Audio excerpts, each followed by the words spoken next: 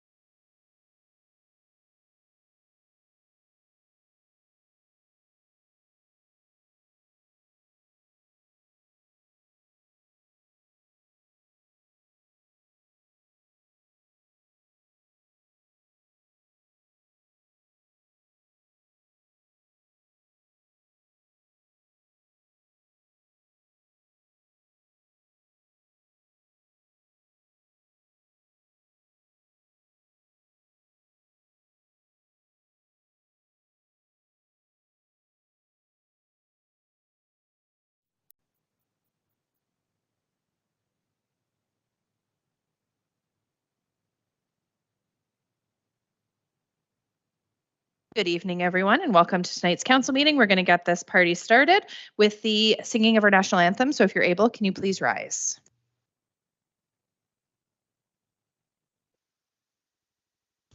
O Canada, our home and native land, true patriot love in all of us command.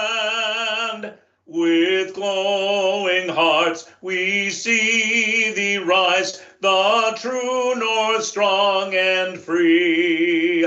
From far and wide, O Canada, we stand on guard for thee. God keep our land glorious and free. O Canada, we stand on guard for thee. O Canada, we stand on guard for thee.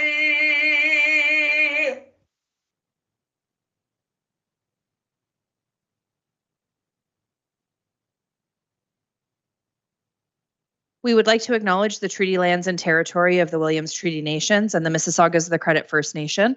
We also recognize that Dufferin County is the traditional territory of the Wendat and the Haudenosaunee and is home to many Indigenous people today. Tonight's meeting is being aired on public television and streamed live and may be taped for later public broadcast or webcast. Your name is part of the public record and will be included in the minutes of tonight's meeting. Any member of the public connecting via telephone is reminded to press *6 to mute and unmute. Please remain muted until the chair requests comments or questions from the public. Before tonight's open session, we did have a closed meeting and we do have a rise and report. The recommendation is that the 2023 July 10th closed council minutes be approved and that confidential report proposed naming of a town of Orangeville pathway, which is report CMS 2023-30 regarding personal matters about an identifiable individual, including municipal or local board employees, be received, and that confidential report committee appointments library board CPS-2023-54 regarding personal matters about an identifiable individual, including municipal or local board employees, be received, and that council appoint Victoria Spears to the Orangeville Public Library Board, and that confidential report regarding town systems CPS 2023-56 regarding litigation or potential litigation, including matters before administrative tribunals affecting the municipality or local board, and advice that is subject to solicitor client privilege, including communications necessary for that purpose, be received, and that confidential report public office holders CPS 2023-52 regarding personal matters about an identifiable individual, including municipal or local board employees, be received, and that staff proceed as directed. Can I please have a motion? Councillor Andrews and Councillor Prendergast, any questions or comments? All in favor? And that's carried unanimously. There is a recommendation that the minutes of the following council meetings be approved. It's the council meeting minutes from July 7th, 2023. Can I have a motion, please? Councillor Sherwood and Councillor McIntosh, questions or comments? All in favor? And that is carried unanimously. At this time, we're going to move into presentations, petitions, and delegations, and I'm going to start by turning the floor over to Deputy Mayor Taylor, as I do have a conflict of interest for the first presentation, which is 11.1 for Sandy Brown and Jerry Holden, who are directors of the Dufferin Board of Trade, regarding a skilled trades training center proposal. My daughter is an employee currently for the summer at the Dufferin Board of Trade, and I therefore have a conflict. So I'll step aside and turn the chair over to the Deputy Mayor. Thank you very much, Mayor Post. We'll just wait for you to vacate the premises here and we'll get started.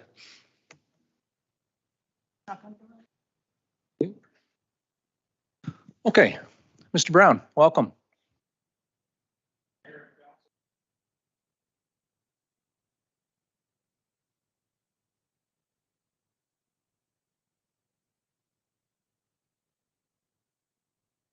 I'm here tonight as director of the Dufferin Board of Trade. I'm here to talk about the future, to talk about opportunities for our young people, and to talk about supporting our local business community. We've been in the middle of a housing crisis for a few years now. All levels of government have recognized it and are working to find solutions. Last year, the provincial government announced that we needed 150,000 new residences built per year for the next 10 years to balance the housing market. There are many reasons for this housing crisis. I believe supply is one of them. In order to meet the supply, there's a need to create more skilled trade workers. In the construction sector alone, 72,000 new workers are needed by 2027 to fill the open positions because of retirements and expected job growth. To help deliver the province's infrastructure plans, including building those 1.5 million homes by 2031. In March 2023, Monty McNaughton, the Minister of Labour, Immigration, Training and Skills Development, said, "Far too long, parents and students have been told the only path to succeed in life is by going to university, which is simply not true." He went on to say, "When you have a career in the skilled trades, you have a career for life. Our government will continue to provide students with the tools they need to land well-paying and lifelong careers. Working in skilled trades, creating something tangible is very satisfying. Skilled trades jobs cannot be exported to another country." Additionally, the government will begin consultations in fall 2023 with employers, unions, education stakeholders, trainers, parents, and others about ways to make it even easier for young people to enter a career in the trades. This includes the potential of lowering entry requirements for some of the 106 skilled trades that currently require a grade 12 level education. Stephen Lecce, the Minister of Education, said, "To ensure all students can get ahead in this province, we are accelerating pathways from high school to apprenticeship learning and ultimately a career in the skilled trades. Our government's mission is to fill the skills gap by better connecting Ontario students to these good-paying jobs, helping many students who may not have graduated now gain a credential that leads them to meaningful employment." The Upper Grand District School Board wants to embed experiential learning in all of their classrooms.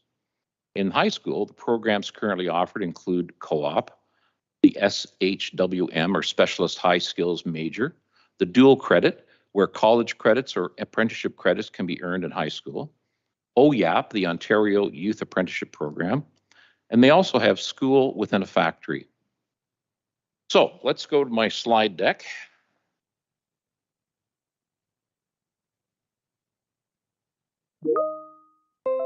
So there has been the announcement at the end of June of a provincial skills development capital grant.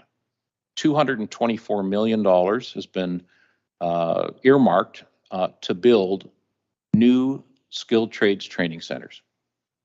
And let me just read that overview of the next slide here. The new Skilled Development Fund capital stream offers grant funding to eligible organizations to build new skilled trades training centers. These centers will train people for emerging and in-demand jobs in critical sectors of Ontario's economy, such as the skilled trades, healthcare, information technology, and other sectors experiencing labor market challenges.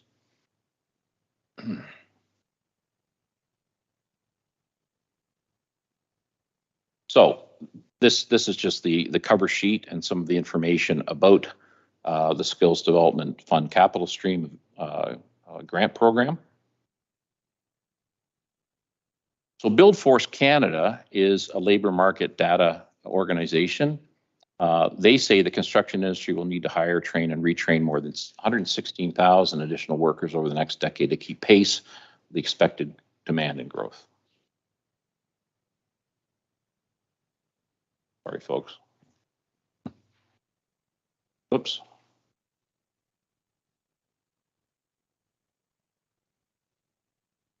This particular chart shows the requirements in many of the skilled trades sector, as you can see here, under non-residential, including maintenance jobs. I guess the dark purple and the orange are level 5 and 4. Those are jobs that are in great need, and training will be required over the next several years. So back in 2019, Jerry Holden, Diana Morris, and I visited the LiUNA Training Center in Vaughan.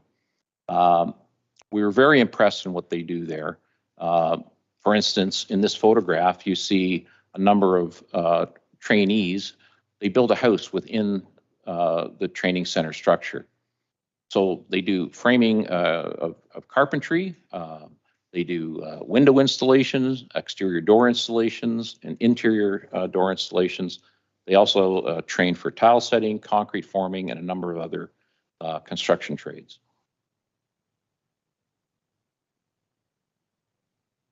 So we reached out to LaUna and asked them about what kind of facility they would need. In order to do the construction of a home, you need to have a 30-foot clearance inside the building.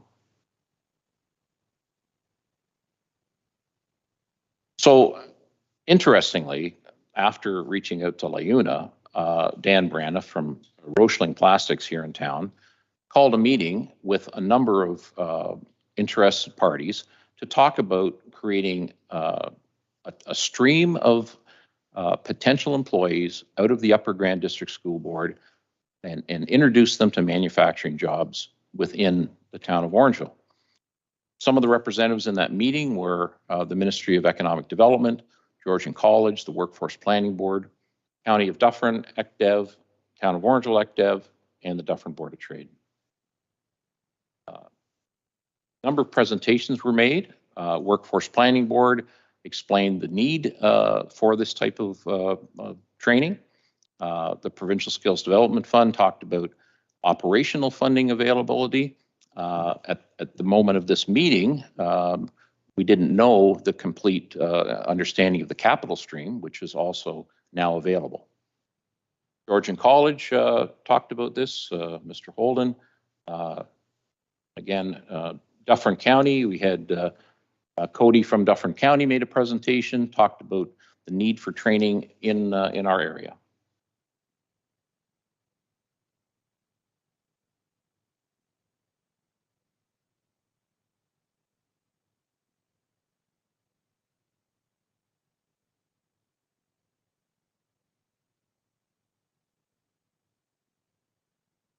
Which I've lost it here, guys, sorry.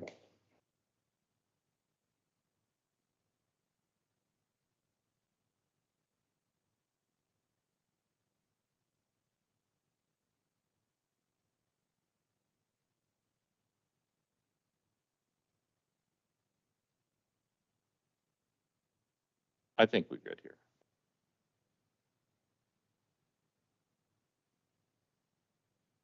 So at that meeting, there was an interesting discussion, talked about opportunities in partnership with the Upper Grand District School Board, discussion about the dual credit.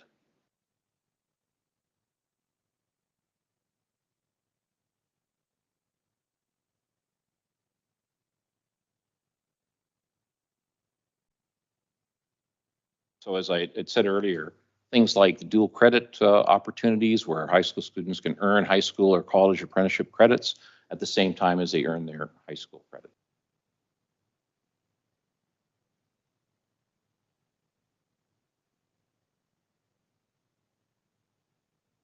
So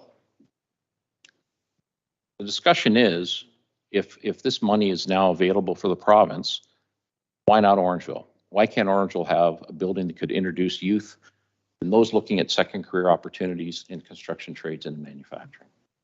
Mr. Brown, just for a moment, Mona, I think these are the note pages, are they not? Are we seeing Mr. Brown's notes? We're seeing his presentation. I think we're seeing his notes.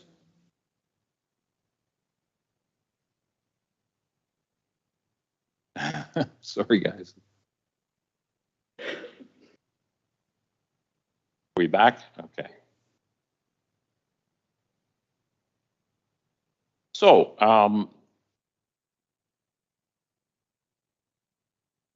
in talking to our manufacturing sector, talking to the construction trades folks, you know, there's a lot of support for creating a skilled trades training center in Orangeville. Where could this training center be located? There is some surplus land that the town has, surplus to the fire hall project. It's a bit of an unusual shape of land. And I think this would be an awesome location that this type of training center could be built. Walking distance to ODSS, walking distance to West Side, and also within the manufacturing hub for the town of Orangeville.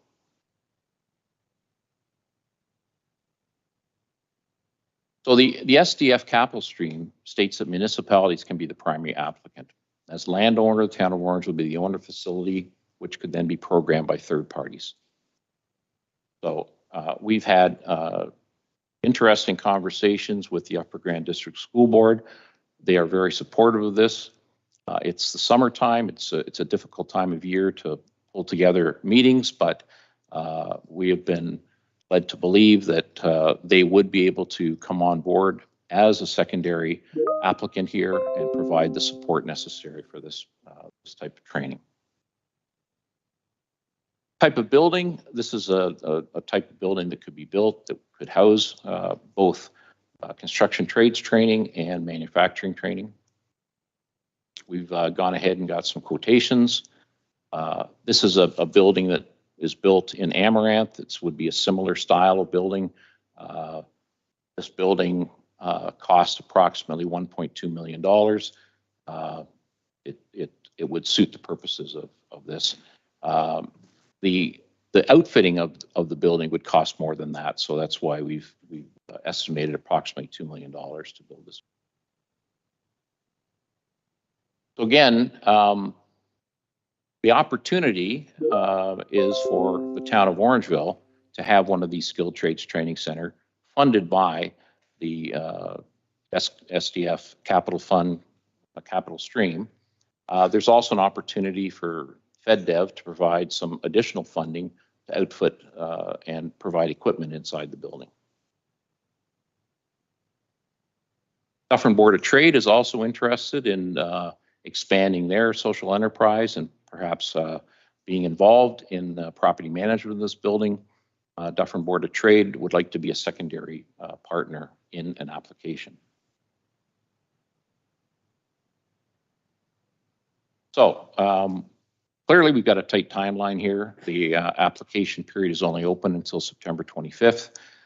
We have had some outreach to third-party grant writers, and we believe Dufferin Board of Trade can finance the grant application process, and we're asking the town to provide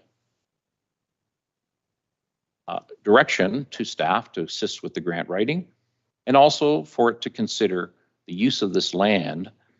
Such approval would have to be finalized prior to the grant application submission on September 11th, 2023. Let me also show you one of the other parties that is interested in helping here. So Habitat for Humanity in Halton Region has been partnering with high schools. They have been building tiny homes. They also understand the skilled trades crisis that we have and have been helping give young people real experience in building these tiny homes. So Habitat has expressed interest in extending this into our area. So that really is the gist of my presentation. I'm hoping that Town Council would consider that the skilled training center in our manufacturing industrial sector would be a great addition to the town. And I'm happy to answer any questions that you might have. Thank you. Thank you very much for your presentation, Mr. Brown. Just a little note to council. So I don't have the glitzy technology that the mayor has. So I guess we'll go to hands up. I'll move to Councillor Andrews first, and if there's others, okay.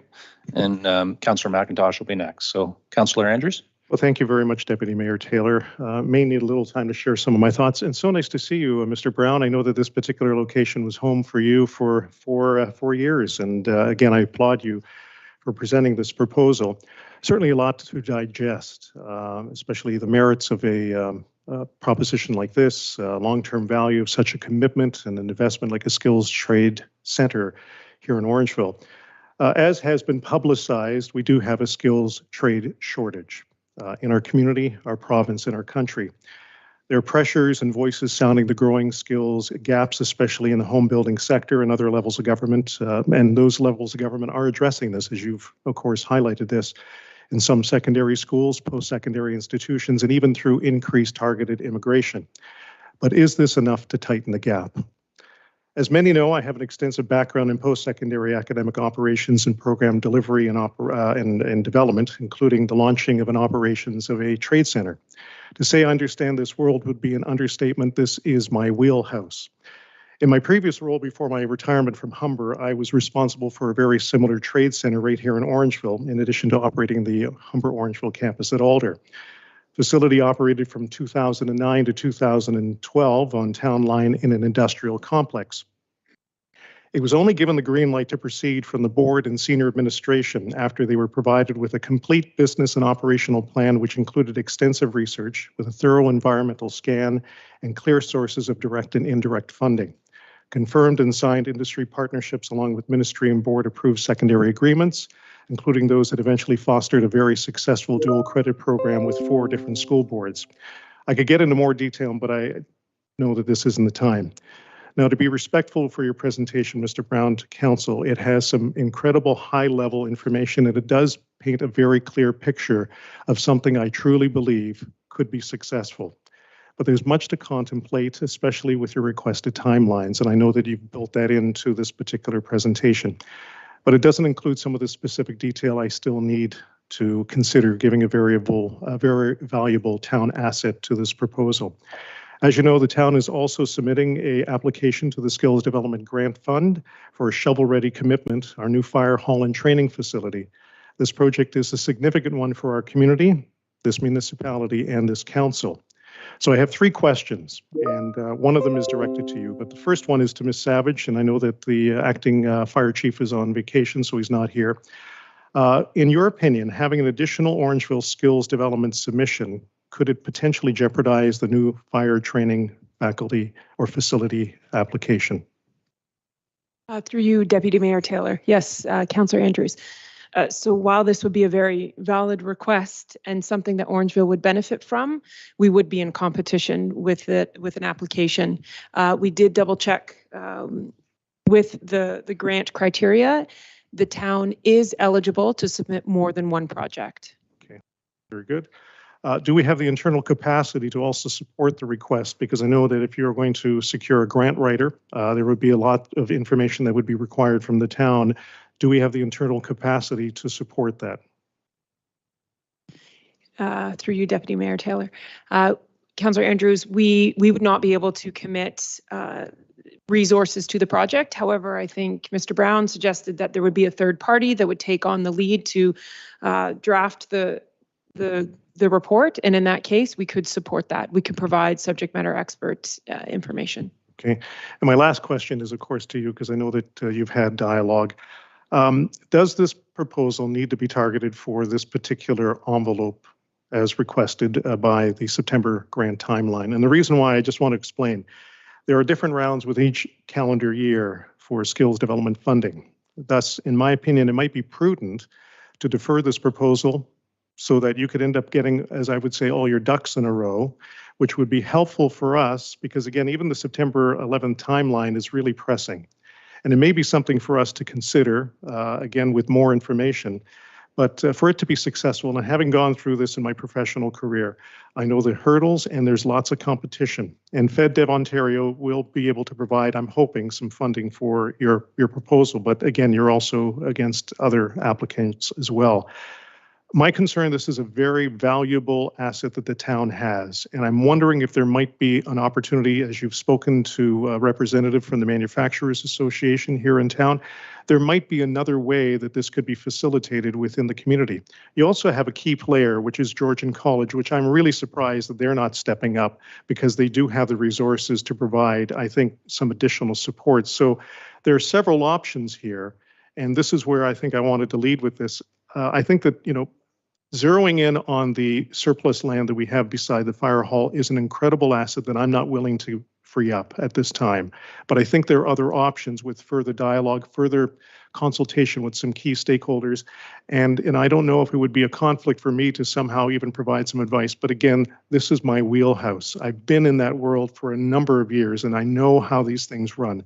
There's the good, there's the bad, and there's also the ugly. And the ugly is that you have other players that are also doing the same thing. And we have to, have the Upper Grand District School Board step up. You have to have the post-secondary institution step up, and you also have to have the manufacturer and the trades also step up. Thank you very much, Councillor Andrews. Mr. Brown, did you want to speak to that? Well, you talked about the land and what that land should be used for, and I think what council should be looking for, I would hope, would be its real estate assets to build legacy projects. And I can't think of anything more important than helping train our youth. I think that's really a top priority right now. We have this housing crisis. We have manufacturers who are, really in a difficult situation, looking for skilled people, trying to knock down those stigmas that parents and students have in terms of entering the blue collar workforce. Many of us who have friends in that know that it's a great place to live, a great place to work. People do extremely well financially.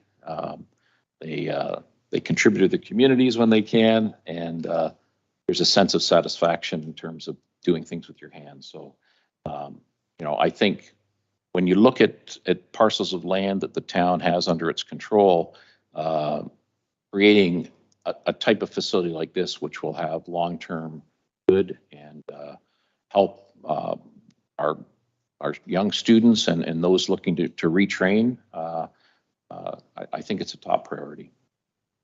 My rebuttal to your Thank you, Mr. Brown. Land value, anyway. Can I move to Councillor McIntosh? Okay, thank you very much, Councillor Andrews. Councillor McIntosh? Thank you, Deputy Mayor. First of all, thank you, Mr. Brown, for your presentation. Very informative.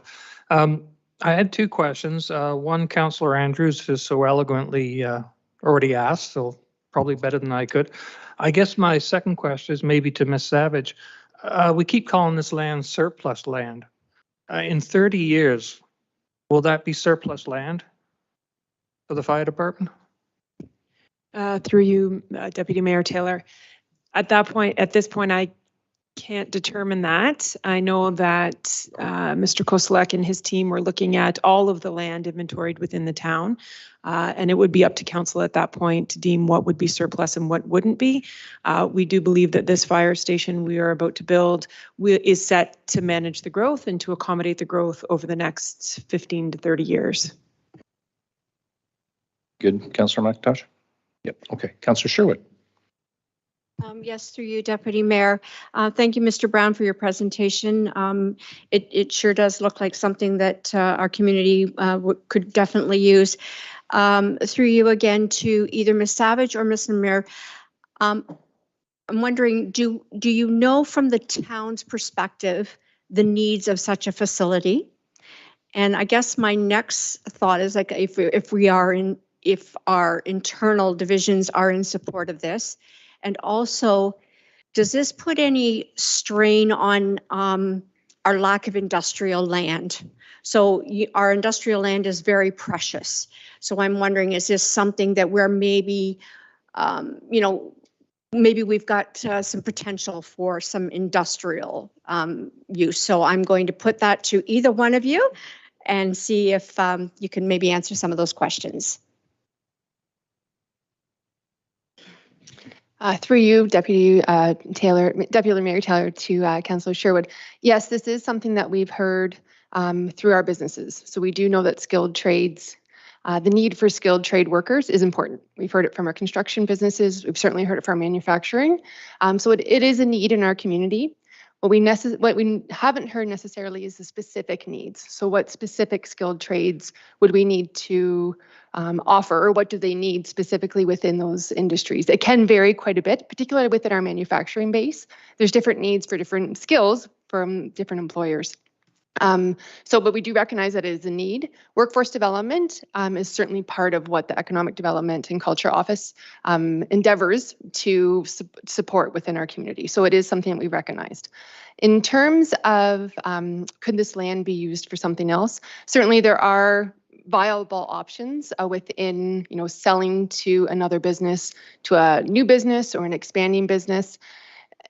To Councillor Andrews' point, without a business case around what this skilled trade center could look like, around jobs created, potential ROI for the town, those sorts of initiatives, it's hard to compare to see if it would be a better use than, say, another use within the town for a new employer, for example. But different opportunities come along, and it really depends on what those opportunities look like. So it's always good to have that space available, but should an opportunity for a skilled trade center come up, that does allow us to have, a solid business case and good information around it. It could be viable, and it certainly would be in a good location within our industrial zone as well. So it really depends on the opportunity. Can I have a Councillor follow-up? Sherwood, yes. Thank you. So in your opinion, since we all know that the industrial tax base is what we're looking for, very much here trying to expand on, would we be missing out on an opportunity to, number one, draw that type of business there? Like, we want industry there. Obviously, they're going to pay the highest tax base. They're also going to provide employment to some of our community members.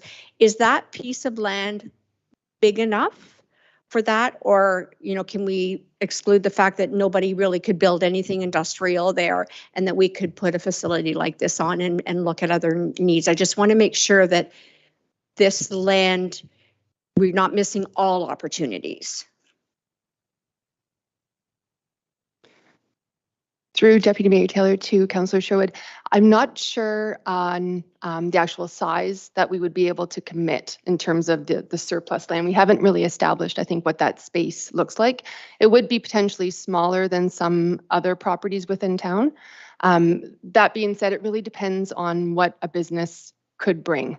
So different, manufacturing doesn't have to be a huge facility. Manufacturing is becoming more streamlined, doesn't need as much space. So it really depends on the business opportunity. So it's a difficult question to answer. I'm sorry. That's great. Okay, no further questions from council at this time. If I could just comment, Deputy Mayor. Mr. Brown? So one thing that we have to continue to think about is supporting our current businesses, and every business retention and expansion survey that's been done talks about the need for workers. And so this type of facility is going to feed our existing businesses, support our existing businesses, our local contracting. We know we've got a lot of residential construction coming up in Orangeville. You guys we did in our last council approve some projects, some significant projects. There's more coming. So there's going to be a need locally for skilled trades workers. So, if you're talking about using that land for one industry, we don't know what the employment level would be in that one building. It's going to be a small industrial building, but having a skilled trades training center that would continue to pump out new people and introduce young people to manufacturing jobs and the construction sector jobs, I think is paramount. I think it's more important, frankly, than 10,000 square foot industrial tenant there. And the taxes collected are not significant for that one lot in the whole scheme of things. I think in comparison to what this could be in terms of producing what businesses have told us they need. Thank you, Mr. Brown. Sir Prendergast, did you want to speak? Thank you, Deputy Mayor, through you. Thank you for your presentation, Mr. Brown. And I do agree that we definitely need to focus on skilled trades. And it is a very honorable profession to go into post-secondary, and we should be encouraging that. And frankly, we need it. And I'd be happy to have something like that here in Orangeville.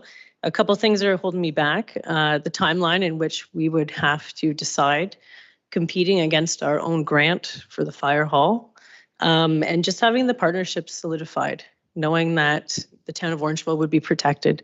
Will Upper Grand step up? Is LIUNA going to be on board? Is Habitat for Humanity just an idea, or will we have something solid by September? So those are some big what ifs for me before going ahead with this. Of course. Thank you, Councillor Prendergast. Councillor Andrews, did you want to speak? Yeah, very quickly, and I think that, just to conclude, because I am, of course, aware of our time. I think, Mr. Brown, as I've expressed, I have a lot of enthusiasm and passion to this. I think it's imperative that we take a look at maybe, other strategies. There are opportunities to do a microsite or even a mobile type of unit to start off with. You have opportunities for further dialogue with, of course, the Upper Grand District School Board. And again, with my direct connection to post-secondary education in the past, I'm surprised that, the partner you've spoken about has not, they're not here. And secondly, I think more time needs to be spent on solidifying, and I would be happy to see this entertained at a future council meeting to see how we can align some of the initiatives. We're not talking about 2024, 2025. I understand the urgency, but the pressing timeline of September really poses some challenges internally, and I'm sensitive of that valuable asset that we have that I just cannot at this time see freeing up for this particular initiative. I think that there are other ways to effectively support the skills gap locally.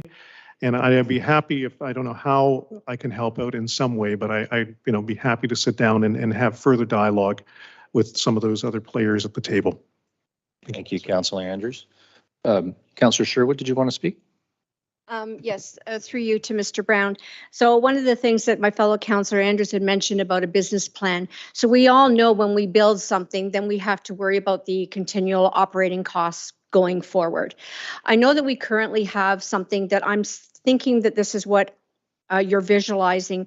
We have other buildings where we have other people operating out of there. The Door on Center Street, the SPCA on Riddell, the Senior Center on Bethia, and of course the YMCA Jean Hamlin on McCarthy. All of those are town-owned facilities run by them. So I'm assuming that this is what you're going to be bringing to us in type of business plan. Who would be operating it? Who, like, are you expecting us to pay the operational, all the maintenance and stuff like that? Because to build a building is one thing, but we still have to worry about the annual operating costs.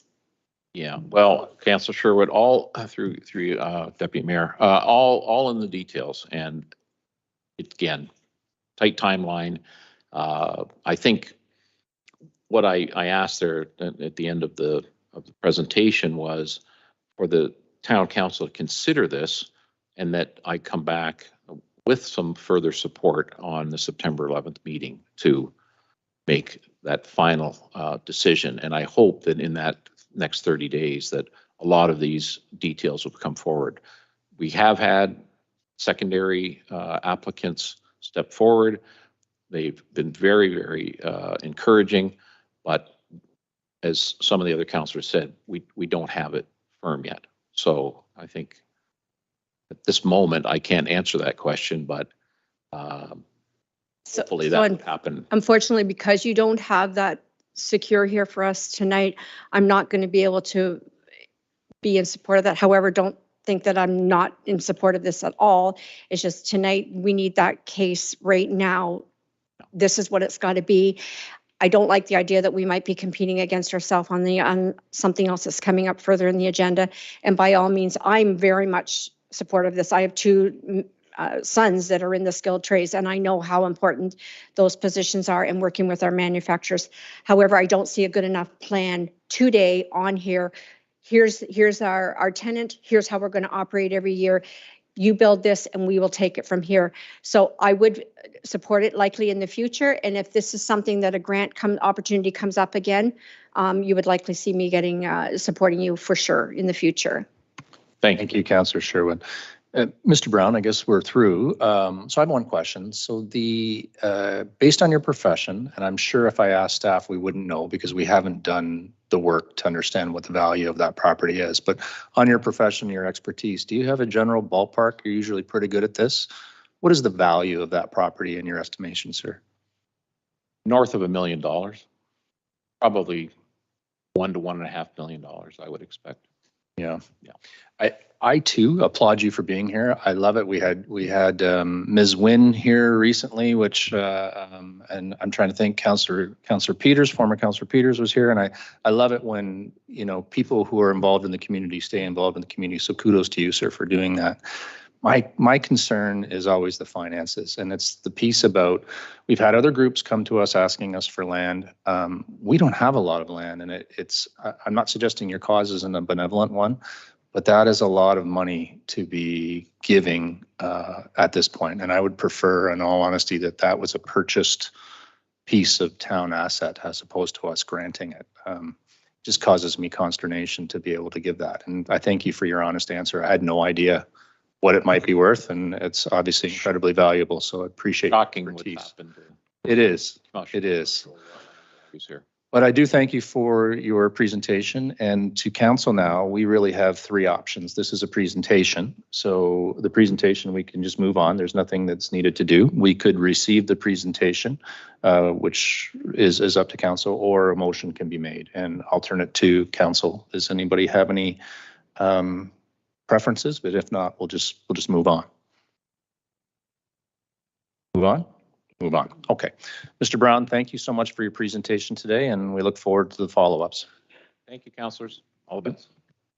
Just give me a moment. We'll get the mayor here and turn the meeting back over.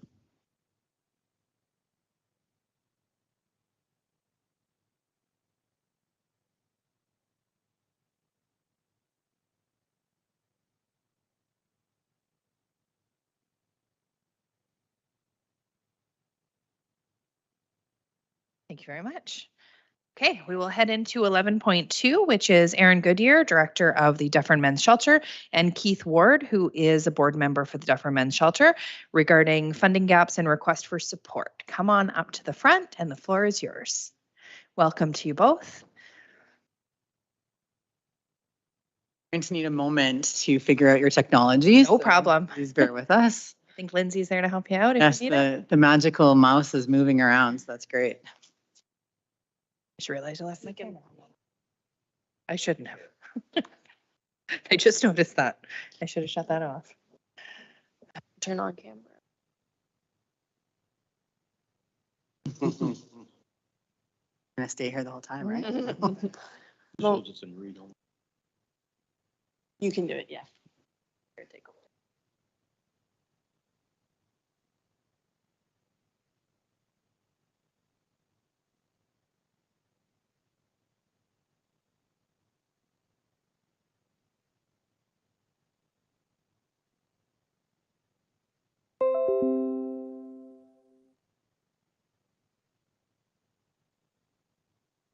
Thank you, thank you.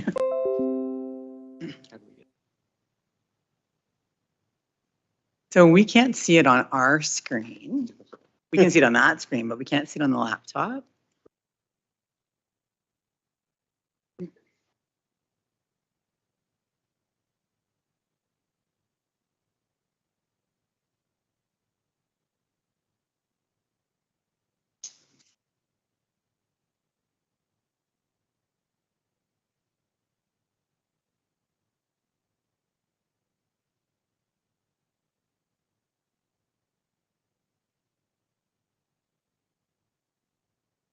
It was the last one in that lineup that you just.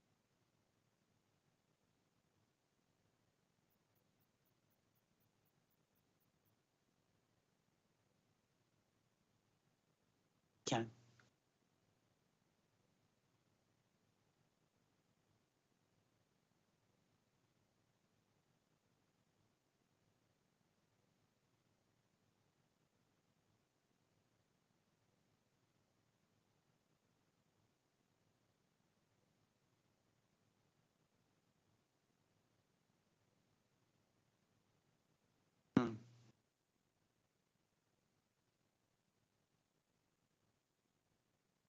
Good. Thank you very much. Good evening. Thank you very much for your patience. It's our honor to be here, Mayor Post, Deputy Mayor Taylor, and honorable councillors. My name is Aaron Goodyear, and I am the Director of Choices Youth Shelter and the Dufferin Men's Shelter, and it's an honor to be here with you this evening. And to my left, I have Keith Ward, who is one of our board members. And tonight we're here to speak with you about the essence of our program and some of the things that we are facing as an organization. So I'm just gonna, sorry, it's still not showing us the slideshow. I did. No, it's not mirroring. Sorry.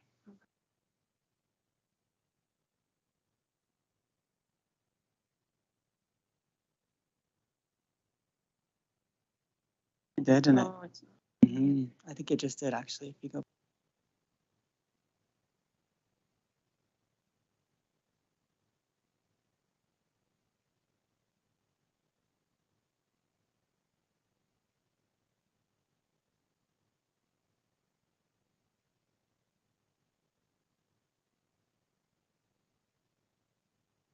There we go. Now you got it. Hooray. You just open. Thank you. Oh, I think now I'm click happy. Sorry. There we go. So essentially tonight, we're here to set some context about what it is that's been happening at the Dufferin Men's Shelter. We're here to talk about housing and affordability And we also want to talk specifically about things that are happening in Orangeville, so your town and what's going on. We also are here to discuss the work that we've done to date and about our budget and what's going to be happening and facing us in the future. So as Mr. Brown spoke about, we are in a housing crisis. The amount of affordable housing that we have, not only in Dufferin County, but across Canada, is really something that has become tremendous. There is a lot more responsibility for folks in our communities to look at affordable housing streams. If you were to look at this slide and think about saving for 22 years to be able to afford something, a lot of folks who have paycheck to paycheck living aren't able to provide that type of a lifestyle. And then you get into the affordability for renting. It takes the average household almost 22 years in order to save for a down payment. Ensuring that we have affordable housing is only a part of the challenge that we face as an organization. At any given night, we have more than 25,000 people in Canada who are experiencing homelessness. Most of that is men. So 47.5% of people who are aged 25 and older who are homeless are men. This slide talks about the affordability and the average price of housing right now. So if you were to look in the housing market on realtor.com, about $850,000 is something that would be conceived as affordable. The average rent for a 2-bedroom in this town is about $1,445 a month. That's for folks who have jobs. What if you were experiencing job loss? How do you pay that rent? The food bank has seen an increase of 33% increase in their usage over the last year, which further highlights the affordability issues that residents of Dufferin County are experiencing. Now, specific to Dufferin County, this is a snapshot of time in 2021. So 23 people were identified as experiencing homelessness, and this was done from a study that was conducted in conjunction with the Mayor's Homelessness Task Force and the University of Guelph. And at that time, it said that 23 people were identified as experiencing homelessness. 52% in Dufferin County were identified as male. 74% reported that they had a mental health issue. 83% identified as an adult that they were 25 years or older. 22% were experiencing unsheltered homelessness, which means that they were living rough, so they had nowhere to go. So we recognize that in 2021, the town of Orangeville worked together in conjunction with the University of Guelph in conducting a needs assessment. It was determined that there was a need for a men's shelter to open in Dufferin County. Based on service gaps, lack of affordable housing, and specific male homelessness services, so no shelter or transitional housing, it was decided that our organization would open a men's shelter. There was some expansion to reach the homelessness services, including access to shelters and transitional housing. There's been engagement more effectively with people who have lived experience and improving awareness of homelessness services, creating more affordable housing. So this is a slide specific to Dufferin County around their 10-year housing and homelessness plan. The goal that we are specific to is to provide client-centered homelessness services through partnership and collaboration with local agencies. So as a county, this has been something that has been deemed as a priority, and as an organization, we have stepped up to meet that need. So in January 2000, Choices Youth Shelter was opened to provide shelter, food, and support for youth who are experiencing homelessness in Dufferin County. Choices has supported thousands of youth over their years and relies on donations, community grants, and limited government funding. After seeing a need, we felt that through the needs assessment and advocacy within the community, that it was time to open up the Dufferin Men's Shelter. Choices Youth Shelter migrated to 20 Town Line, and we then opened 59 Town Line as the men's shelter. So since we opened the 27th of March, 2023, we have had a starting of 8 beds, and we've already increased to 20. We are open from 7 p.m. to 8 a.m., 7 days a week. This also includes holidays. We provide 2 meals a day that are hot cooked meals. So before the fellows leave in the morning, we provide them with breakfast. Every night, the staff cook and are preparing dinner for the fellows, and they have an option to take lunch on the road. Monday to Friday, they also access the Lighthouse, which is an amazing resource here in town. On Saturday and Sunday, there are no viable options for lunch. We have on-site services and referrals for substance abuse and support, anger management. We also have employment searches, housing supports, life skills development, counseling, and many other things.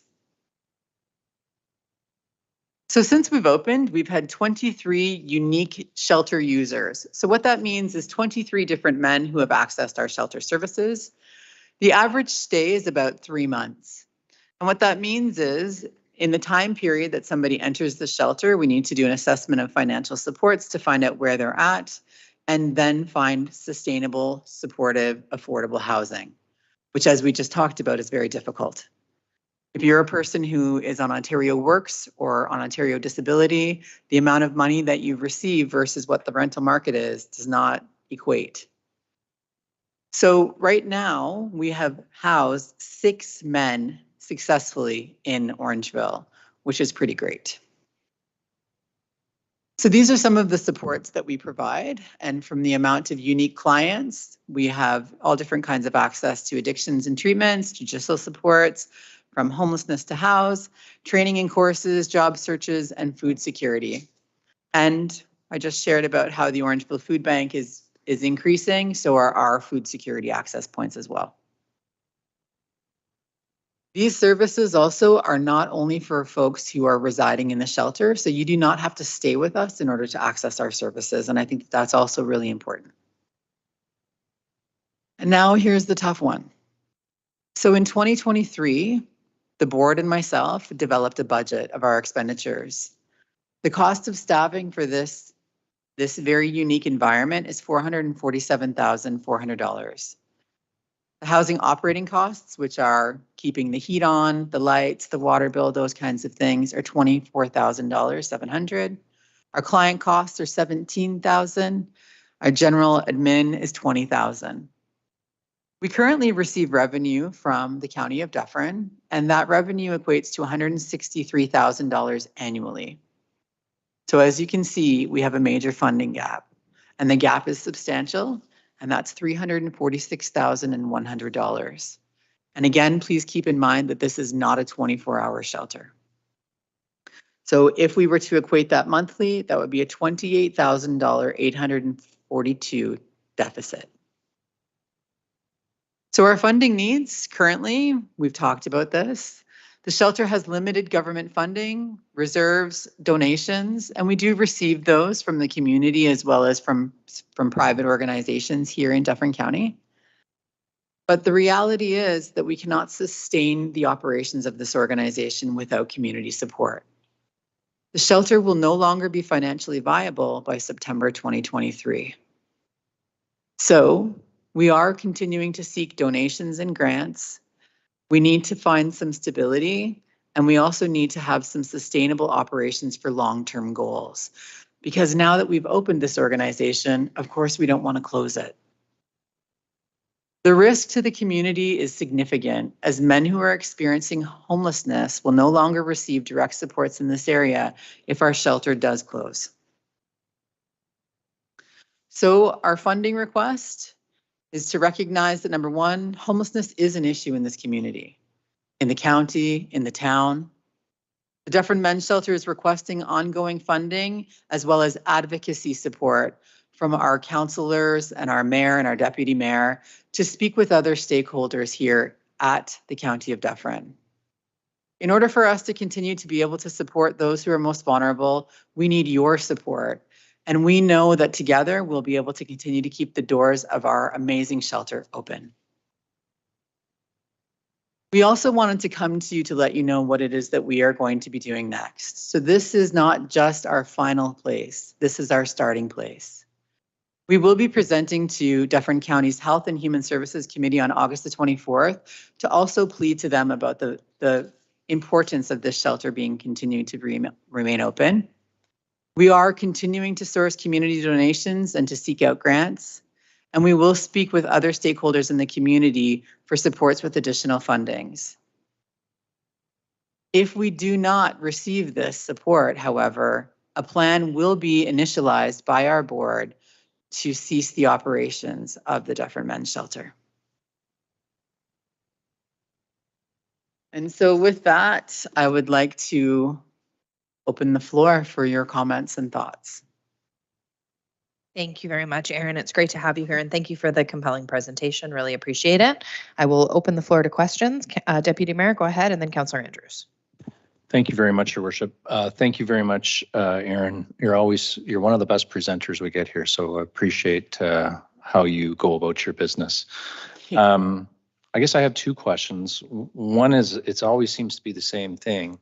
It's the dialogue with the county. So the two individuals that run the housing for us at the county, what dialogue have you had with them to this point? And my feeling is there's probably funding there. And in my mind, and I'm sorry I don't have the figures, but I thought there was more funding coming from the county. Have you done everything you can in terms of filling out whatever forms they require and meeting whatever it is that they need you to meet to be able to get the funding that they were going to give you? So through you, Madam Mayor, to Deputy Mayor, we have met with the county, and there was a very large announcement that was made through our local MPP's office around more funding coming down through Dufferin County. That is considered HPP funding, and they did rewrite our contract and gave us an additional $30,000. So our original contract was for about $132,000, and when that announcement came out, we did receive new contracts for both shelters for an additional $30,000 annually. That being said, we have presented our conversation to the folks that we work with, and that's Anna McGregor and Carol Barber. They see this slide deck. They received it today as well, so that we're being fully transparent. And we will be having further conversations with them about those dollars. My understanding right now is that the money that we receive is funded through the province. What we're actually asking for is for local tax-based dollars. And my understanding is that we don't receive that at the moment. So there is hope that there could be another pocket of money that we could be tapping into. Deputy Mayor, go ahead. So in sum, is their feedback to you optimistic, or are you just confused about where next steps are at this point? Interesting question. I'm always optimistic. That being said, when we have the conversations around funding, there's always the conversation around it being a pie, and there are many stakeholders that have a piece of the pie. And once the pie is gone, there's nothing left. So we would have to have the dialogue with them again to say how much is in the pie, how is the pie being distributed? And frankly, I think it's really important to say that we don't want to take money out of any other organization's pocket or piece of that pie. We're hoping that we can extend to maybe a second pie where there could be a different pool of funding.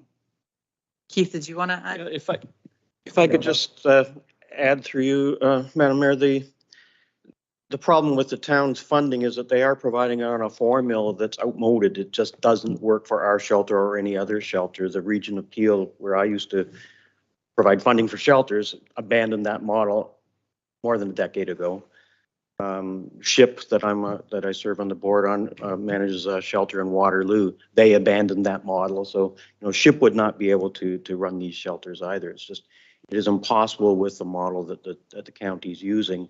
We don't know where. We recognize that has to be reallocated from something, but we cannot exist. No shelter can exist, and we're as cost effective as anybody can be. Again, in any funding I've ever been involved in, either the municipality owned the shelter or it was paying somebody else rent or a mortgage equivalent for that. We are not including that in our budget. We've had that donated. That building has been donated, so it's a godsend to the whole community to have that free capital asset. So we can't make the dollars work, the operating dollars work under the model. Madam Mayor. Deputy Mayor, one more follow-up. If I may, just last question, and I want to put a very important word in front of this. I mean this respectfully. I don't I've never understood the business model, and I don't understand the business model today. How did we get to the point where you're getting the 169 and you've got a deficit that you're stating? Like, how did we get to the point where we got opened, and here we are? And I can't give the timeline of when you opened, but it seems like it was yesterday that we're talking about September of closing. Like, it's in this a gargantuan leap across a a river here. It's not a small amount of money. How did we get here? So through you, Madam Mayor, to Deputy Mayor. Dufferin County never asked us. They told us what they were giving us. There's never been a fluid conversation as to this is how we operate, this is what we need. Our budget was never asked for. And any position that I've ever been in previous where we've had a system service manager, you present a budget and the system service manager comes back to you and says, this is what we can allocate for A, B, C, D. That has not happened since I've been the director of this organization. And I did query it when we got the contracts. And what my response was that was received was, well, you never gave it to us. And because this was my first year receiving budget funding from the county, I was very confused as to how that was the conversation and what we could do differently. And this is where we are. So as an organization, we chose to not operate during the daytime hours because we knew that financially we wouldn't be able to have the staff dollars for that. And we do operate at a 2-staff model for a men's shelter because of safety reasons. We want to make sure that staff are there with somebody else at all times. There have been many times when I'm the person who's been operating the shifts because we have had different things that have come up. And in the beginning, when we were hiring, we had a hiring gap. So I was the one who was doing direct service with the gentleman in the shelter. That saved us money because then we weren't paying staff wages because I'm a salaried staff and I am the only salaried staff within the organization. The frontline team at Choices and the Dufferin Men's Shelter are grossly underpaid for the work that they do. And when Keith is talking about our budget being very tight, it is very tight. We have secured food sources from other organizations who have given us grant money for food sourcing so that we don't pay any money out of our own pocket for food. And in essence, the youth shelter also, it has a lot more opportunities for grants because of the population. The men's shelter does not have the same access or sustainability through federal and provincial grants because of the population that we're servicing. Councillor Andrews. Thank you, Your Worship. I've been digesting this as the presentation has been conducted. And thank you, Deputy Mayor Taylor, for asking that last one in particular. Ms. Goodyear, as you know, I chair the Homeless Task Force. We have a gentleman that's in the gallery who was, of course, a part of the Men's Homelessness Committee. Councillor Sherwood and I had the opportunity of attending the Homeless Task Force that was held by the province of Ontario a number of months ago. And the concern I have, this is a picture that keeps on getting scarier and scarier, darker and darker, and nobody seems to be coming up with an answer or a solution. What I've seen here tonight is a concern that I have of an operation that, I look back to the opening when you officially, opened the door back in March, and of course then had the wonderful get together with a number of dignitaries and members of our community, and we thought we were heading in a good direction. And a lot has happened, obviously, in the last month and a half, where some information that may have been shared, where I thought we were heading down a very positive road, now seems to be rather bumpy with the idea, is it September 1, we talking the end of September, that you could close, and that really strikes a chord with me. I know that you have a sequence of presentations that are planned, one of which is, of course, going to the county. And I think that the importance is the very firm message that you have to send the county, but I don't know what kind of solution they're going to provide. It is coincidental that some members of council will be attending the Association of Municipalities of Ontario coming up next week. 3 days, 3.5 days of opportunities for networking, meeting with some key ministers, opportunities to express concerns that need to be, of course, resolved in a very short period of time. I don't know if that provides any hope, but I'm thinking that maybe through some of the dialogue that we have next week, it might paint a picture of desperation and importance, because this is one that we need to, of course, come up with some resolution. I'm providing more of a comment as opposed to a solution, and I'm optimistic. You know, you have more optimism than anybody else I know, and this is one of the reasons that I absolutely admire what you do. But there are other players within our community that I think could step up that have not. And I'm wondering if part of your entourage that will be, of course, expressing the concerns, have you touched everyone that you need to be touching? Have you had an opportunity to present your concerns to those that might be able to provide some assistance? Do we have an angel investor or someone that might be able to provide some funding that can keep the doors open longer? You know, you talked about the donation, as you know, you've indicated, of the building. And I'm not sure if there's anything that, you know, we as a municipality can do, but, you know, I think that we need to digest this, because, again, we just received your information this afternoon, and it really struck a chord, because, again, we sit at a very similar table, usually once a month, in the task force that I chair. And I was thinking about other things before I saw this today, because we have some concerns that are existing in our community, a growing homelessness and housing affordability issue that I don't know who's going to be the savior of that. Is it the federal government? Is it the province? Is it the county? Is it the municipality? But we've got to come up with some solution. And I don't think we have that solution that we can provide to you tonight. So I think in closing, I'm there to provide whatever support I can provide, but I think that, you know, one of the avenues we have is coming up next week. It's a ray of hope. It's an opportunity for us to have some face time with some key people, and we will be speaking to some key people that hopefully might be able to listen to your concerns. That's all I have. Thanks, Councillor Andrews. Councillor McIntosh, and then Councillor Sherwood. Thank you very much, Your Worship. Please don't take this the wrong way. I'm just looking at your budget. Expenditures of 509,000. And did you say you had 23 users? 23 unique users. So that means that every night there may or may not be 20 men in the shelter. We've actually never been to full capacity of 20 men. Have you ever worked out what it costs per person? I have not. Okay. Putting that aside, I just look at the funding requests that you're bringing to the council, and I agree with everything I've heard. It needs to go to the county first. This is another full % on our tax increase, and you're going to be getting awful busy at the homeless shelter with Orangeville citizens if our taxes keep going up. And this is something we need to keep in mind, that, you know, we've got to keep our taxes in line here. And I think it's a big ask, and I wish you the best of luck getting it. I could never support our council giving you that kind of money, but, you know, hopefully we can work something out somewhere, somehow. Thank you. Councillor Sherwood.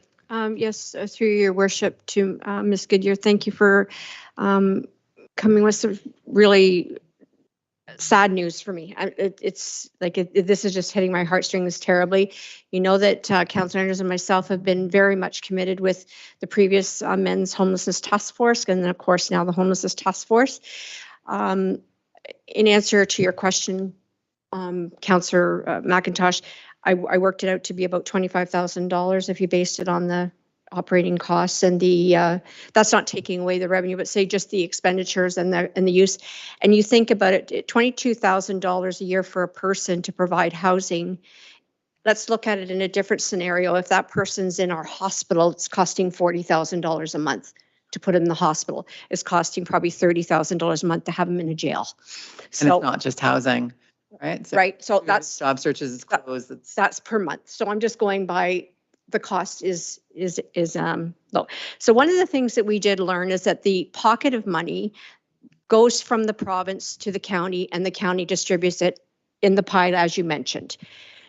We, sitting here as council, always thought housing is the county's issue. We back away. They've got their pot of money. We contribute to the county. They're going to give you the money. We found out now we're not using county money. So I'm really hoping, along with the consensus of my fellow councillors, and I don't know if I need to put a motion on the table, that our two representatives could go to county council, specifically on the 24th of the committee, and really lobby for them to see if there's any county funding, because we know some of the county pot is our money from our people to help fund this. And again, I don't know if I'm looking for an emotion or not, but I'm really hoping we need to save this facility. We were just cutting that ribbon yesterday. And this is breaking my heart. And I'm also worried, what is this going to do for our Out of the Cold program? You know, I wish I had that endless pot of money that I could give to you, and I don't know where else we can resource out. But again, I'm going to put this back to the county on the 24th. The county is pretty stuck on saying we have only this amount of money and that's it, but it's provincial money. Can we not see if we can find a pot of money somewhere through the county to help save this? This is just breaking my heart right now. And it's not just for men. I'm thinking about our programs going forward, the Out of the Cold. Councillor Sherwood, I can answer you very quickly on that one. Just that at the Health and Human Services Committee meeting, I'm the one who sits as a member of that. Deputy Mayor Taylor is not on that committee with me. And when Aaron and team come to present at that committee, we will definitely be looking for solutions and asking lots of questions to figure out where additional funding can come from. I'm sure we'll hear from Anna what's available through her budget, but we also have to go through the budget process at the county the same way that we do here. And when we're looking at the 2024 budget, we haven't started those deliberations yet. And I can tell you we're pretty tapped out for 2023. So there's not a magical bucket of money sitting there unused somewhere at the county at this particular point in time. That said, perhaps there's an opportunity for us to talk about an ongoing funding opportunity from a different budget line at the county level, but we can have those conversations on the 24th, and I don't need your motion to be able to do that. I can do that at the county. That's no problem. So just to follow up, I'm sorry, Deputy Mayor, just to follow up, I'm reaching out to our community. I'm actually begging our community. We have the most amazing community that comes through for people, for services like this. Family Transition Place, they get multiple donors. They have people that do fundraising, whether it be the Lions holding food drives. I don't know. I'm just begging this community to come through so that we do not lose this facility. Thank you. Thank you, Councillor Sherwood. Deputy Mayor? Yes, thank you, Your Worship. Ms. Goodyear, the last piece that I just don't grasp again, and you kind of referenced it, but I've heard the story from the county and I've heard it from you and I still don't understand it. And I'm not asking you to explain it here. My mentoring to you is when you come to the county, you need to explain in a very simplistic way why that funding that you're describing didn't go through and this error with the administration, and those are my words, not yours. How that happened and what that money was and why and what it would have been used for, because the money was there in my poor understanding, and for whatever reason you haven't received it. And again, I'm not trying to put you on the hot coals, just saying I think you need to explain that at the county level in a way that silly people like myself can understand it, and then a discussion can be had. Because there's something there and there's he said, she said, and I've never grasped it. Anyway, that's my mentoring for you for what it's worth, and I wish you all the best at the county. Is there any additional questions or comments from members of council? No? Okay. Thank you both very much for being here today. I look forward to seeing you next week, I guess, on the 24th at the county meeting. Thank you. Thank you. Okay, 11.3, we have John Savoya and Elise Dostal joining us to talk about service line warranty program. Mr. DeLise, do you want to do a quick intro?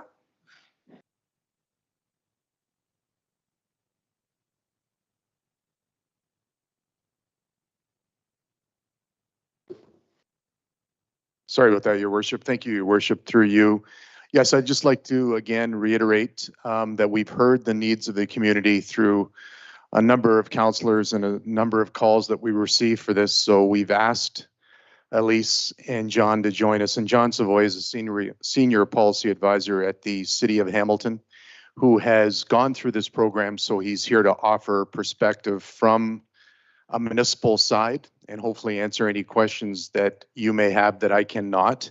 And certainly Elise is with the service line warranty Company of Canada. I think I've got that right. Elise, you can certainly correct me as you go, but certainly we appreciate you having you here and offering your unique perspective. So I'll turn it back over to you, Mayor Post. Thank you.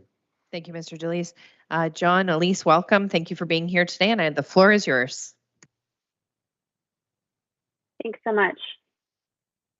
My presentation here. Okay, can everyone see? Yep, we're good.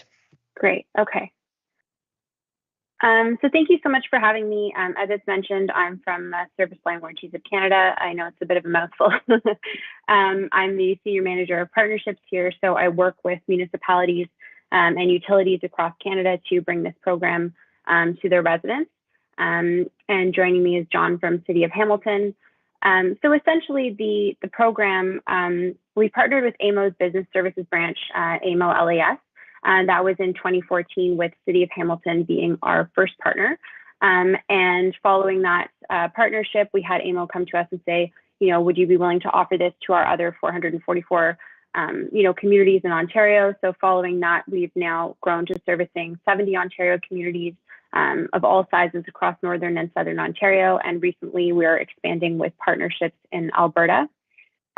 So we work with municipalities to help them educate their residents on their responsibilities for their private service lines and offer a low-cost optional solution that doesn't cost the municipality anything. Often these lines are out of sight, out of mind. It's not something people often think about until an emergency happens. And then many homeowners believe that the responsibility is on the municipality and call and are surprised to find out when it is in fact their responsibility, and the costs can get to be quite expensive to repair and replace those lines. There's a number of reasons why they can fail. And in the case of older infrastructure and some of the things that we face here in Ontario in terms of weather and whatnot, it's a common occurrence that this can happen in a variety of ways. And these repairs, as I mentioned, can be stressful and they can get quite expensive. A typical homeowner policy doesn't have this coverage, so that's often something, because it's not something people think about often, that they have not looked into. If some insurers are offering it as an add-on to a typical policy, it would still have a deductible and a number of exclusions. So our plans don't have any deductible. We offer coverage for frozen pipes and things of that nature that a typical policy through your home insurer might not include. And it's very affordable, between $8 to $9 a month for the water, sewer, and interior plumbing options.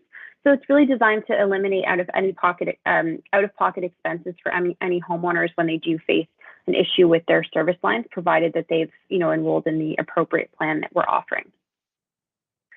So it's 100% optional. Obviously, it's emphasized that residents can enroll if they wish in both coverage or no coverage options. We have 24/7, 365 customer service. We work with local contractors. There's no cost to the municipality. We simply ask for the municipality's endorsement in order to lend us credibility and let homeowners know that it is a legitimate offering.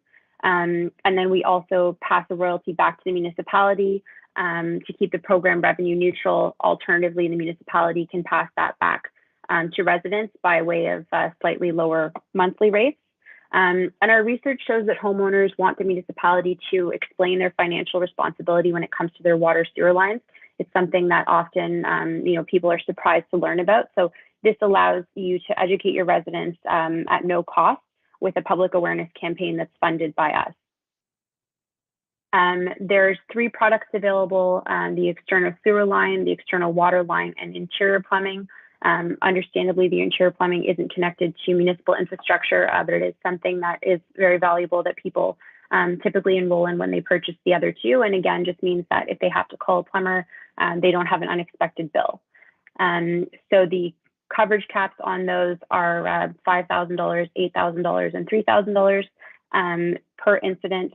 We find that it's very unusual that a claim would exceed those coverage levels. And typically, again, some of the research that we've done shows that a lot of homeowners don't have money set aside for those repairs, not just those repairs, but home, emergencies, home repairs in general. 31% have $500 or less. 19% have no savings set aside whatsoever.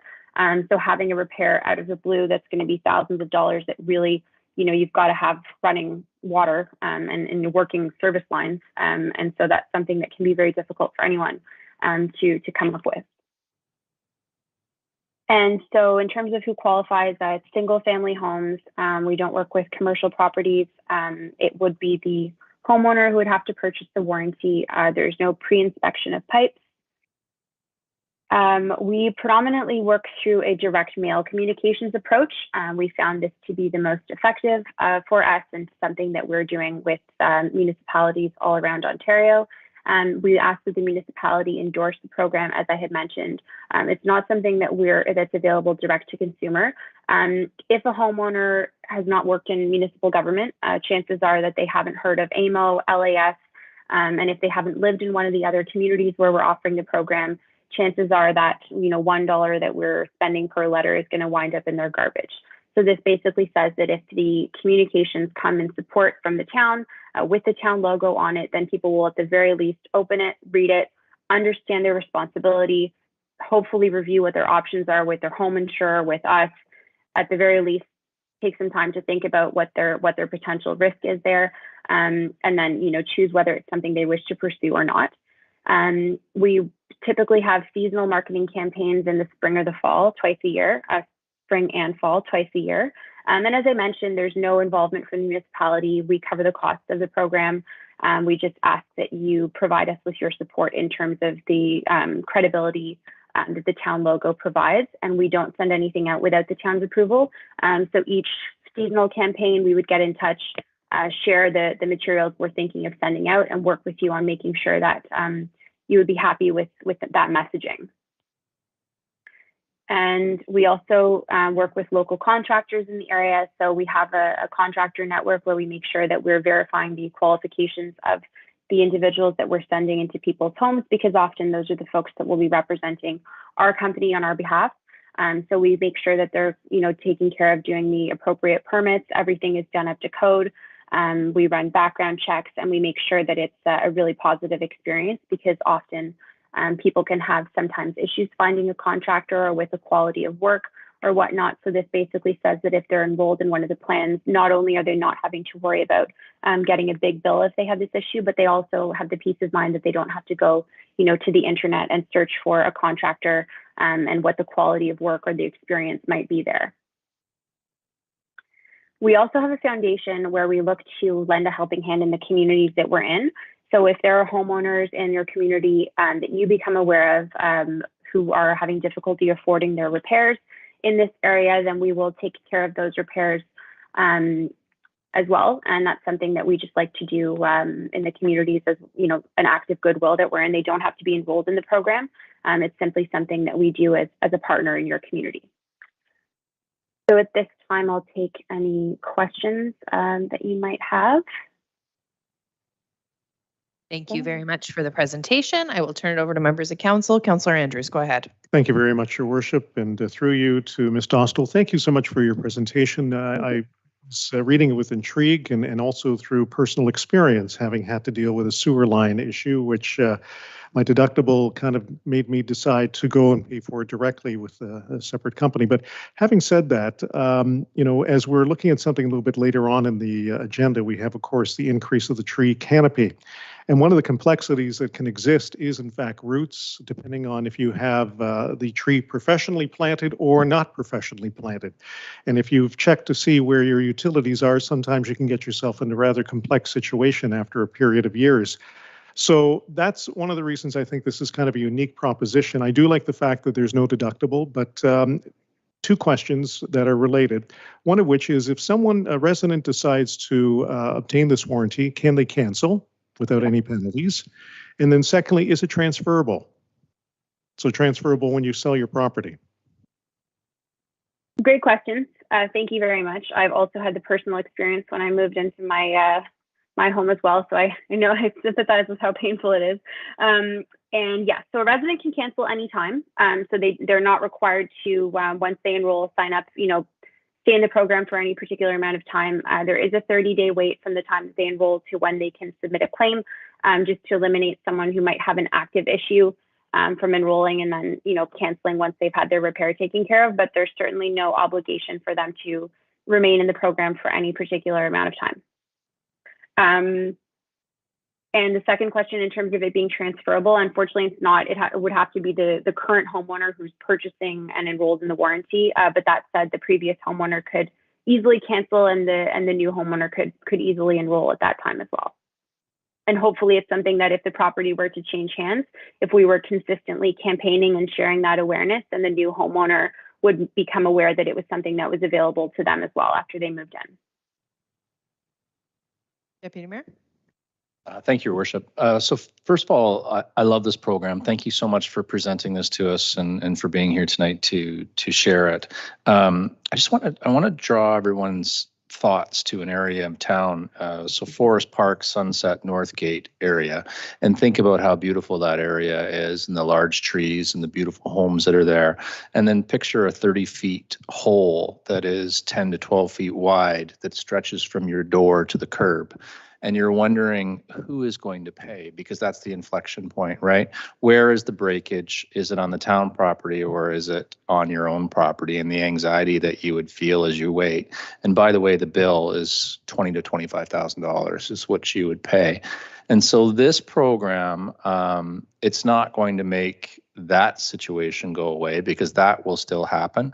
However, it can be a lot easier on you if you sign up. So, Tony, you and I have gone down the road on this on a few projects, and, the resident phones, and, by the time they're done with your group, they're hoping that I'm able to help them. And typically I'm not able to help them. I try, but it doesn't work that way. So I applaud you and your team for bringing these folks here and offering the citizens of Orangeville another way to offset these costs. I'm in an older area. This is something that I'll be signing up for myself. And, I would encourage others to look into it as well. So thank you, sir, for bringing this forward to us. Oh, Councillor Stevens, go ahead. Thank you, through you, Your Worship. To John, what is the enrollments levels in Hamilton? Through Madam Mayor, Hamilton's enrollments is just over 11,000 enrollments. We've been fairly consistent on that. We began the program in September of 2014, so we're almost 9 full years now. Additional questions, Councillor Stevens? No. Was there any other questions from members of council for the presenters? No, seeing none. I have one quick question, which is I see that on the presentation there was an ask to use our logo on all the materials. When it comes to a homeowner having a concern or an issue that they have to report, is there going to be confusion about who they're to call to get service? It's going to look like it's a town program, but it's not. So I just worry about that piece of it. And secondary to that, how does the privacy piece work? So if you're going out using the town's logo, is it going to look as though we gave out residents information in order for you to approach them? Because I just have some concerns about how that could play out. And has that been a concern in other municipalities? Absolutely. Those are very good questions, and absolutely the things, that's something that comes up everywhere and something that we have addressed everywhere. We have a dedicated 1-800 number, 24/7, 365, all the communication materials, and we typically encourage the municipality to also have something on their website and be aligned with some communication on your end as well. Everything directs to us. So really the goal is, especially following a launch and as things become more consistent, that the homeowner is aware that we are the people that they call and not you. In the beginning, maybe you will have a couple people who will call and ask, and again, those people can be directed to us. In terms of the privacy, we obtain the lists in a variety of ways. Some municipalities, I don't know off the top of my head if Orangeville does, some municipalities have open data. So we are using that in some places, but typically we purchase the list ourselves using public records, and we sometimes supplement that list with open data or something else provided by the municipality. We do it in a variety of ways in different places, depending on what options are available. But in most cases, we purchase a list, and the town simply reviews that list and makes sure that the postal codes are appropriate for your footprint. And we're weeding out anything, that might not be accurate, but we don't ask you to provide any municipal homeowner data. Excellent. That gives a bit of peace of mind. My other question would be, are there exclusions to this insurance? So if somebody has purchased it, are they going to run into a problem where, yes, the breakage was on their property and yes, you should cover it, but because my second question to that would be that if there are issues like that would come up, it's not our town's customer service who's taking care of it, but the problem will come back to the town of Orangeville as an issue. So I just want to make sure that there's no kind of fine print issues as there are with some warranties like this, because I think it sounds like a great program and I think it could be hugely beneficial. But I do worry about those extra little kind of hurdles that we would jump over using a third party company that's outside of our control. Absolutely. And again, great question. We really try, as with anything, we have terms and conditions. So when someone enrolls, we send them very clear terms and conditions of what's covered in the program and what isn't. And we aim to communicate that as clearly as possible. As with anything, sometimes there may be misunderstanding, from the resident about what they thought was covered as part of the plan and what isn't and whatnot. It doesn't happen often. We don't really deny a lot of claims. And as I said, if it is, it's something that very clearly was not in the terms and conditions. And so we aim to make it as clear as possible what those are all about. And we put that both, on our website before someone enrolls and once they enroll, and, are happy to outline that in any way that we can so that they do understand what the limitations are and what is not covered. But I would say, and hopefully John would agree, that the coverage is pretty extensive. As I said, in frozen pipes, for example, is a big one that is not really an option that people have anywhere else or through any other service. So I think that you'd find a typical insurance policy or something else that you'd be looking at in terms of an option would have far more exclusions than this coverage will. But I'm happy to share with staff and council what those terms and conditions look like, so you could get a sense of what any limitations would be there with the product. That's great. Thank you so much. I can add to that, Madam Mayor. Sure, go ahead. So in Hamilton's case, like I said, we've been offering the program since 2014. We have service line warranties has completed about 11,200 claims or jobs in there. 4,500 of them on the sewer, about 6,300 internal plumbing and drainage. And as you can imagine, any program where the city's, in our case, the city's logo is on there, they're going to come to the city.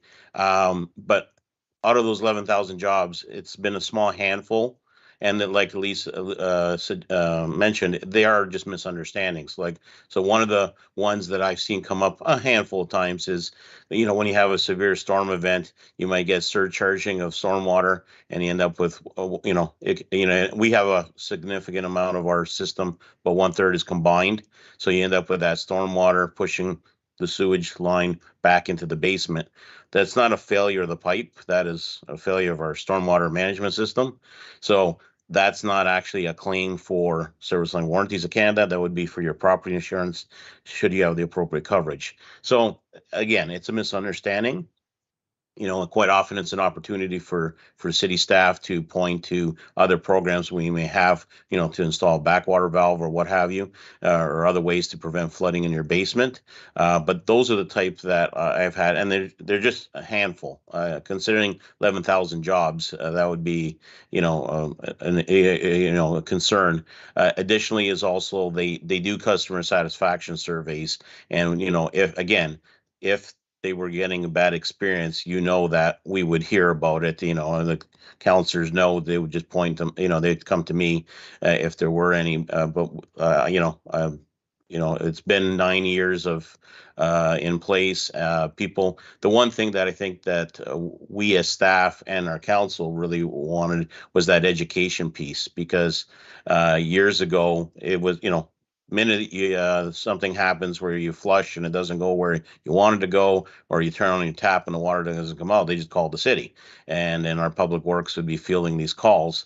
Now people understand that that pipe from the property line to my house is my responsibility. So that's something that we've been able to get that education and community outreach at no cost to the city, because the marketing is all paid for by Service Line Warranties. And the city has the ability to review and control that messaging. Thank you, John. I appreciate that endorsement. That's helpful. Is there any additional questions or comments from members of council? Nope. Seeing none, I will ask maybe that the two of you can maybe hang on to the line. We're going to be dealing with the staff report regarding this at 12.4. So just a couple of more items ahead of yours. So if you don't mind hanging out in case there's questions that come up during the staff report, that would be great. Okay. And with that, we'll move on to 11.4, which is Kate Thompson, who's coming forward as our sustainability coordinator to talk about the urban tree canopy assessment.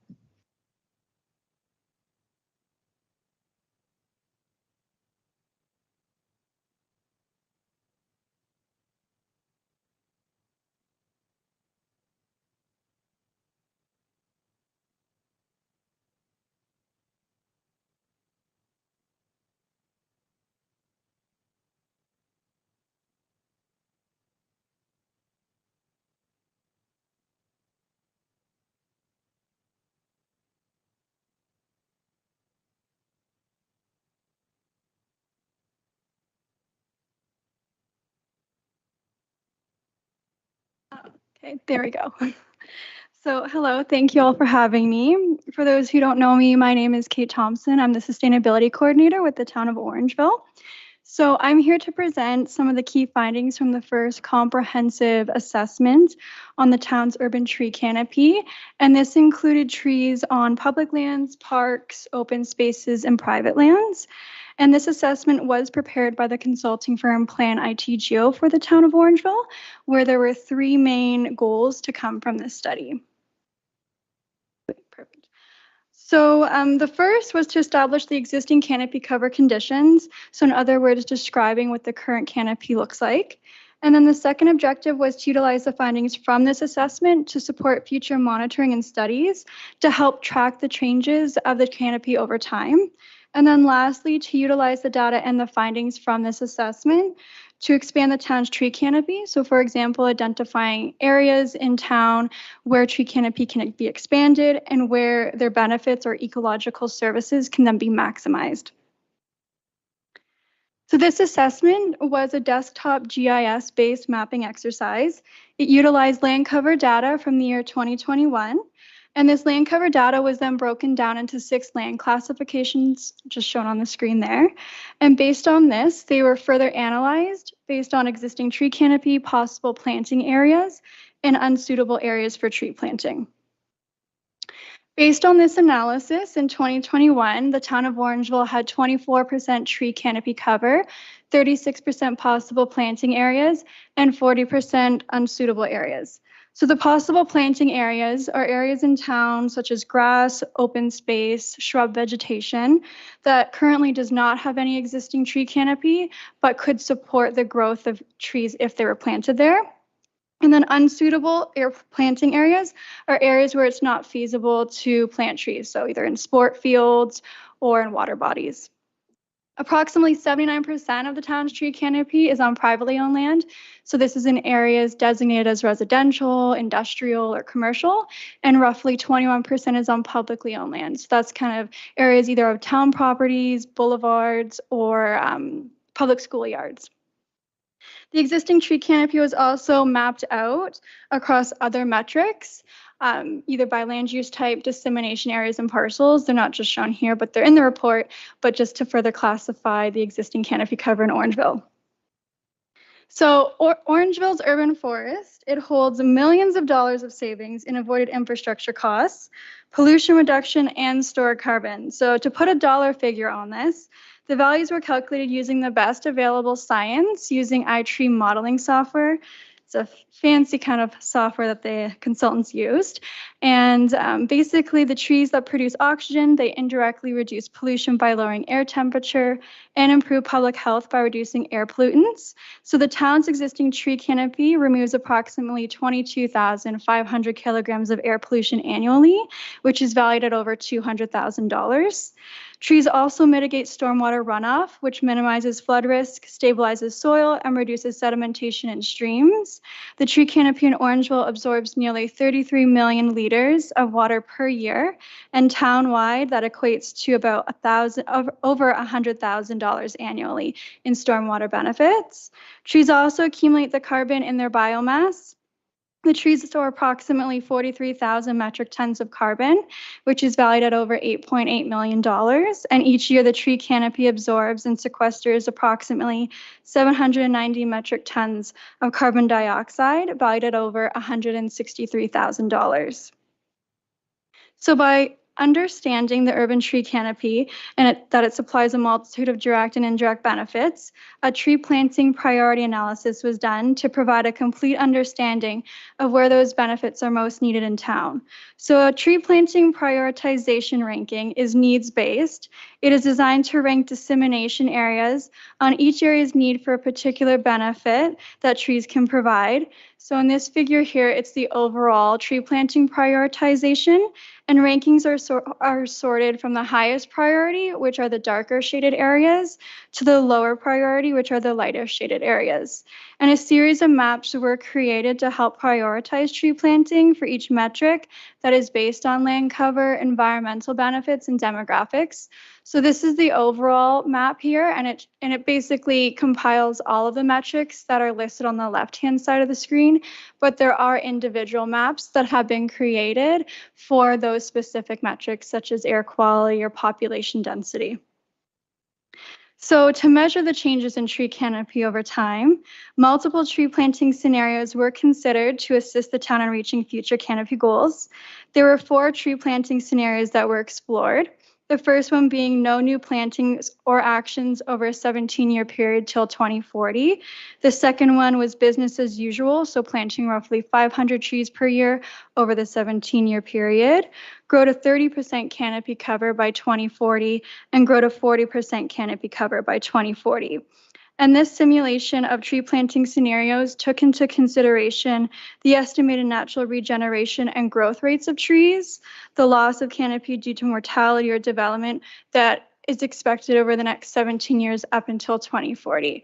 And so the table here shows it breaks down based off of scenario, the goal that you're trying to achieve. UTC growth as a percentage is the urban tree canopy growth as a percent that you would either see a plus or negative when it reaches to the year 2040.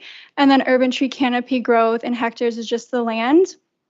Then there's also the number of total trees. So that's the amount of trees in total that you would have to plant within the 17-year period. And then the last column is broken down by year. So just to note for the second one, which is the business as usual. So those trees, they're only accounted for the trees that were planted by either the Conservation Authority tree planting events that happen about once or twice a year, or the replacement of the boulevard trees. So it doesn't take into consideration any trees that might be planted additionally due to local interest groups that could have an event that takes place, or through developers that might have a subdivision and it's getting approved and then they have to start putting in additional trees. So it doesn't take into consideration that, just to make a note of it. So overall, it is clear that the town's urban forest provides a wealth of environmental, social, and economic benefits. The results of this assessment can be used to identify where existing tree canopy cover can be preserved, where there are opportunities to expand the urban tree canopy, and which areas would receive the greatest benefits from the investment of valuable time and resources into the urban forest. And this is just a bullet point form of some key takeaways from the assessment. And that is all. Thank you. Thank you very much, Ms. Thompson. I will open it up to the floor. Councillor Prendergast, go ahead. Thank you, Mayor Post, through you. And thank you very much, Kate. Ms. Thompson is the Town Sustainability Coordinator and the subject area expert on the Sustainable Orangeville Committee, of which I am the chair. And thank you so much for this thorough report. You've highlighted several crucial takeaways from this comprehensive urban tree canopy assessment. The first of which, as we know, that trees go well above offering habitats for animals and contributing to our overall biodiversity and enhancing the aesthetic of our town. They produce oxygen, reduce stormwater runoff, and absorb carbon, all of which come with real financial benefits to Orangeville. Second, the maps that were provided, or the map that was provided here, was very, very effective in prioritizing where we should be planting trees. And these locations were selected using data which was very balanced, balancing environmental factors such as stormwater reduction and demographics like health and equity and population density, which will create a more inclusive town and hopefully a more balanced in terms of equity and the environment. And the third takeaway, to reach our goal of a 40% tree canopy by 2040, we need to do two things. We need to protect and we need to plant. So those two Ps, that's what I'm thinking about. How do we protect the trees that we have? Well, 79% of our current urban tree canopy is on private property, okay? And I'm delighted to see the recommendation to council in 12.5 for staff to investigate a preservation bylaw with an emphasis on input from residents. Because without input from residents, this tree preservation bylaw won't go anywhere. So it's very, very important. Another item too, in terms of protection, is how do we protect our old mature trees or perhaps our sick trees? And maybe one day in the report 12.5, it references the possibility of an arborist, which might be a good idea. The second part, planting. Currently Sustainable Orangeville, 2 times a year we plant with the CVC, and we are working on, it's a bit of a secret, but not really, possible tree giveaway to residents in the future to encourage planting on private property. So currently we're planting around 500 trees annually. To reach the canopy goal, we need to increase this number to 4,000. This will come with an additional investment towards our future preparedness. As such, I would like to amend the recommendations to reflect the impetus that should be placed on new tree planting. Is this the appropriate time, Mayor Post? Councillor Prendergast, I think that would probably be best suited when we deal with the report at 12.5. But I will take your comments, and when we get to that item, I will start with you so that you can make an amendment before we put anything on the floor. Thank you very much. Thank you, Councillor Prendergast. Deputy Mayor. Okay, thank you, Your Worship. I have a couple of comments I want to make, and then I have a question, if that's okay. It's for you, Ms. Thompson. So first of all, I am completely aligned. I'm a hugger. There is financial benefits and environmental benefits to having a beautiful tree canopy in our town. And for someone who lives in an old area with old trees, I certainly appreciate what you're saying, Councillor. The things that concern me is, and I don't want to direct this at staff because I don't think that's where the problem is. I think the problem is with the 7 of us. And I just want to bring some things forward that I don't think we do well as a town, that we could do so much better on. And why it's us, it's because we control the money. Pruning that is done on a regular basis. We just had pruning done in the town. The phone lines lit up at the you as well, Councillor Andrews. You know, candidly, I don't know what we're telling our pruners as they go, but it's not done with care and concern. It's done in a unthoughtful way, and I'm trying to be as nice as I can. People really care for their trees when they're hanging on sidewalks and over other properties. They need to be pruned with care so that those trees still look aesthetically pleasing and are healthy. And candidly, that's not done today. Our stump removal program is lacking. At best. Stumps sit in our town unsightly for years. And it's so frustrating to me that we do that. If you take down the tree, the stump removal program should come quickly after. And I understand there's a locate issue, and we've been through the locate issue numerous times. But we need to do a better job on stump removal and the unsightliness of that. Planting is the other piece, and you've covered that off nicely. So I would love to, I will advocate and put myself out there as someone who wants the 40% coverage. And if you're sitting at home wondering, well, where's that money to come from? Actually, folks, it's going to benefit everyone financially because your house will be worth more because you're going to go down a tree-lined street and people enjoy that. That's what they want, right? So my last question would be, and again, mature area resident that's speaking, and this is to you, Ms. Thompson. You mentioned mature tree protection. and some sort of incentive for mature tree protection. It's a funny thing to do, right? So as a hugger, I've got a 130-year-old tree on my property. It's the most gorgeous thing I've ever seen. And sadly, it's in a terrible spot. And every time the arborists come by, they tell me to take it down. But it's perfectly healthy. The concern is it's going to fall on my house one day. But I can't do it. What would you do? What does that mean with mature tree protection, and how would we implement that? Because there is a financial risk to me as a homeowner for keeping the mature tree, yet it offers so much joy at the same time, right? So what do you mean by that? What would we do? Ms. Thompson? Through you, Mayor Post, to Todd Taylor or Deputy Taylor. For the mature tree protection, it's more along the lines of, in the event that there's going to be construction proposed on the site, there could be an incentive through the planning application process, maybe to reduce the cost if you could show ways to protect that tree instead of having to remove it down, something along that kind of effect. And then to implement it, that would have to be investigated some more. Like there might have to be some training or resources and logistics on the back end to be able to see if it's feasible. Follow up at all, or are you good? Okay. Councillor Sherwood. Through you, Your Worship, to Ms. Thompson, thank you for your presentation. I have some more detailed questions for your report. It doesn't really, I don't want to get into it in your actual presentation. However, if I go back to your key findings slide, and we all know as we sit here that we approve developments. And I look at this as saying, I worry that we lose more trees annually than we plant because of these developments. We've had it happen where we've been promised by a developer they'll save as many trees as they can. Then they go and shed the land and they take out multiple trees. And what they're replacing isn't the sheer numbers. Luckily, when we did the reconstruction of Broadway, we were able to add a few more trees into Broadway, which was great.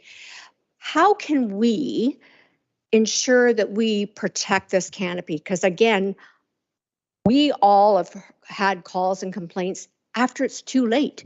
We sit there, we say protect those trees, and we've done it every time. And then they come and they wipe it all out and give us this, oh, well, they weren't in great shape and gray, blah, blah, blah. But it's too late. They're gone. And I think we have an obligation to do whatever we can when we're approving these developments to ensure that those trees, no matter what their conditions are, be safe. So how can we ensure that we can recover this canopy? That's a loaded question for Ms. Thompson, but I will pass it on. It is a loaded question.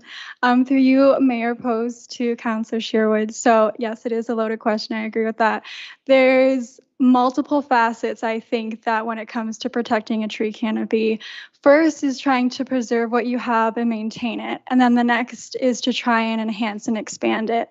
And I think when it comes to preserving or protecting a tree canopy, you can't just look at it from one lens. You have to look at it from multiple different ways of how to protect it, whether that is through guidelines that are with construction projects, whether it is a big subdivision or maybe a smaller scale construction project, to potentially even regulating with a bylaw, or it could be incentive programs. There's all different kinds of facets that can be explored, and I think it has to be a bunch of different things targeted at preserving it and not just like one key thing, if that makes sense. Just to follow up, Your Worship. Go ahead. Back in the 1900s, some of us might remember that. I'm not, mentioning any names, but at one time, council actually did pay people to put trees on their property. I think I'm right on that, right? I'm not sure. Anyhow, I'm just going to close this. My thought is preservation is a huge deal. And if we keep trees, then we don't have to spend money to buy new ones. Thank you, Councillor Sherwood. Was there any additional questions for members of council at this time during the presentation portion? Seeing none. Thank you very much. Again, I'll have you hang out with us because 12.5 is when we're going to be dealing with the report, if you don't mind. At that note, we are at 8:55. I'm going to call for a 15-minute recess if we could. So we will see everybody back at 10 after 9.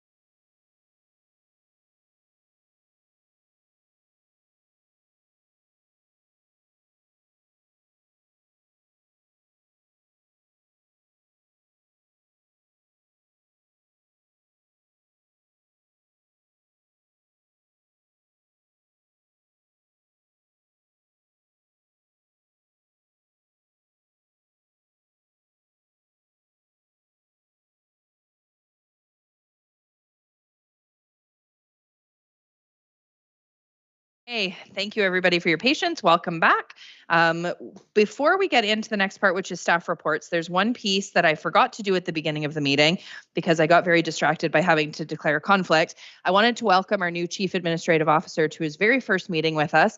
For everybody who's seeing a new face at the table, this is David Smith, who's just recently joined us from the municipality of Port Hope, and before that, all sorts of extensive experience. He's going to do wonderful things for the town of Orangeville. We're so glad you're here, and I will turn the floor over to you for a minute if you just want to say hello and introduce yourself. Well, thank you very much, Mayor Post. I'm delighted to be here and working with staff and council. Working in Orangeville is coming home, quite frankly. As many of you know, I have deep roots in the community. I live by the adage, and staff will hear me say that Monday is the best day of the week. And I was extra delighted to find out that Orangeville council meetings are on Monday. So I get the cake and the icing all on Monday. So thank you very much. Perfect. And again, welcome. We're so glad you're here. And sorry I didn't do that at the beginning of the meeting. I was very distracted.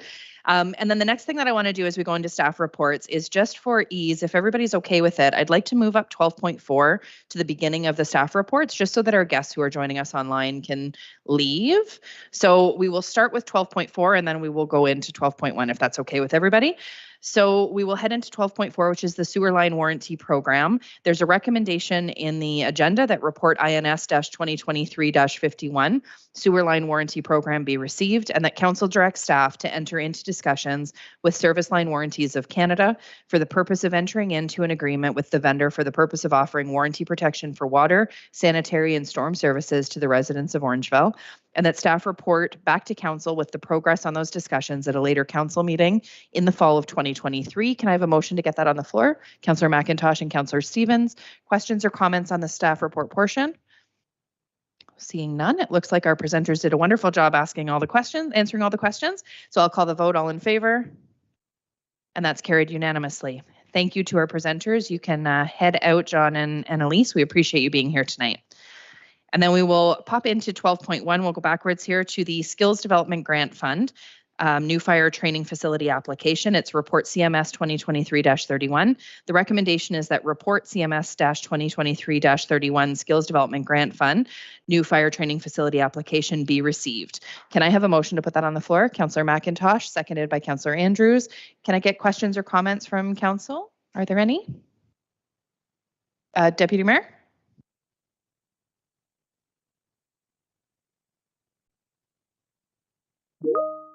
Oh, did I go backwards? Hold on. No, I'm in the right spot. Okay, we're good. Yes, go ahead. This is the fire hall, right? Beside the fire hall? This is what. Correct. Yes. Okay. Yes, you're It's good. late. It's late. Yep. Through you, your worship, to Ms. Savage, can you just explain the grant process and whatnot? It reads to me like we're putting an incremental building up, and I'm sorry if I didn't grasp it, and you know, 50%. So you're actually asking us for another $4 million is the way that I read this. And I don't think that's what you're saying. Ms. Savage? Through you, Mayor Post, Deputy Mayor Taylor. What the report should have said is the approved floor plan. So I apologize if there was any confusion. The approved floor plan by council shows a 29,000 square foot fire station. There are three components to that fire station. There is the fire operations section, there is the administration, and then there's the training facility. All of that has been approved, and the funding as of July 10th was approved as well, thinking that the estimated value or the estimated cost of this fire station will be $22 million. Since the report was brought forward in July, Acting Chief Richardson received word from the fire marshal himself suggesting and recommending that we should apply for this skills development grant. It applies to anything, any renovation or new building for training purposes. So the fire training component, one of the three components, the fire facility, the training facility within the fire station is eligible for a grant, which if we are successful, we would receive 49% of the funding. So the report outlines that training tower, the training grounds, the place we're going to practice our hose, our reel, our aerial, that is worth, we think, estimated about $7,485,000. We apply for funding to the skills development grant. If we are successful, the provincial government will give us $3,667,000, 49% of the cost of that training facility, which again has already been approved by council. I'm not requesting any further funds at this point. Yep, go ahead, follow up.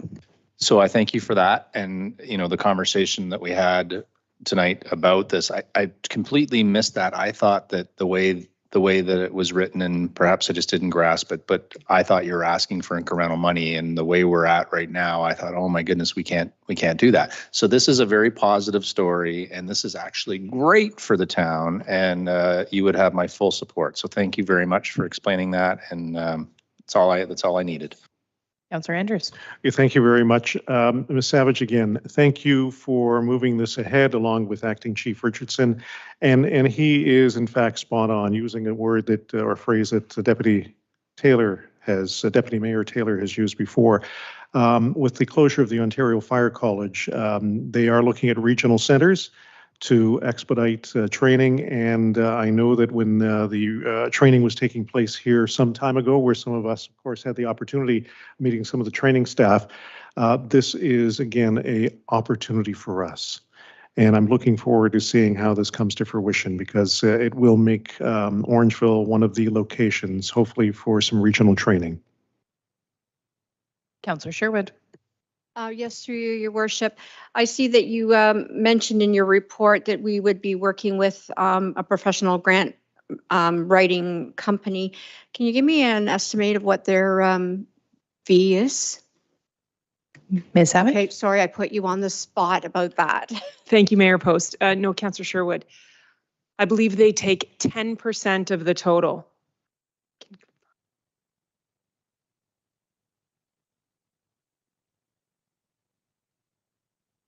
So while you're looking that up, I want to thank you very much for clarifying that, because as the Deputy Mayor mentioned, it looked like we were asking for extra money. So it's nice to see that we're trying to get some more money towards that initial operation cost. So you have something there for me? I don't. I do. If my memory serves me correctly, it is 10% of the total cost. So we enlist the help of Grant Match. We've already enlisted the help of Grant Match for a project with Alder Pool, the HVAC system. So the Grant Match only will only assist municipalities for government grants. This is a really good fit for them to help. We don't have the resources, and there's a short turnaround time, as we've discussed already this evening. So again, if we are successful, they will take 10%. I will follow up though and confirm that number. So it'd be 10% of how much the grant is, not how much, like not the original $7 million. Not the overall project. However much we're successful in obtaining. Correct. Thank you. Any additional questions from members of council? Nope, seeing none, I'll call the vote. All in favor? And that's carried unanimously. Item 12.2 is the 2022 Economic Development and Culture Annual Report. The recommendation is that report CMS-2023-32, the 2022 Economic Development and Culture Annual Report, be received. Can I have a motion, please? Councillor Stevens and Councillor Andrews. Was there questions or comments? Councillor Andrews. Real quick, I do want to thank Ms. Lemire for putting together this report as the vice chair of this particular committee that is connected to the Economic Development Office. Some great benefits to our community, and I think that this report summarizes all the accomplishments in 2022 and look forward to seeing all the successes that we have in 2023. Thank you, Councillor Andrews. Was there any additional questions or comments from Ms. Lemire? Seeing none, I'll call the vote. All in favor? And that's carried unanimously.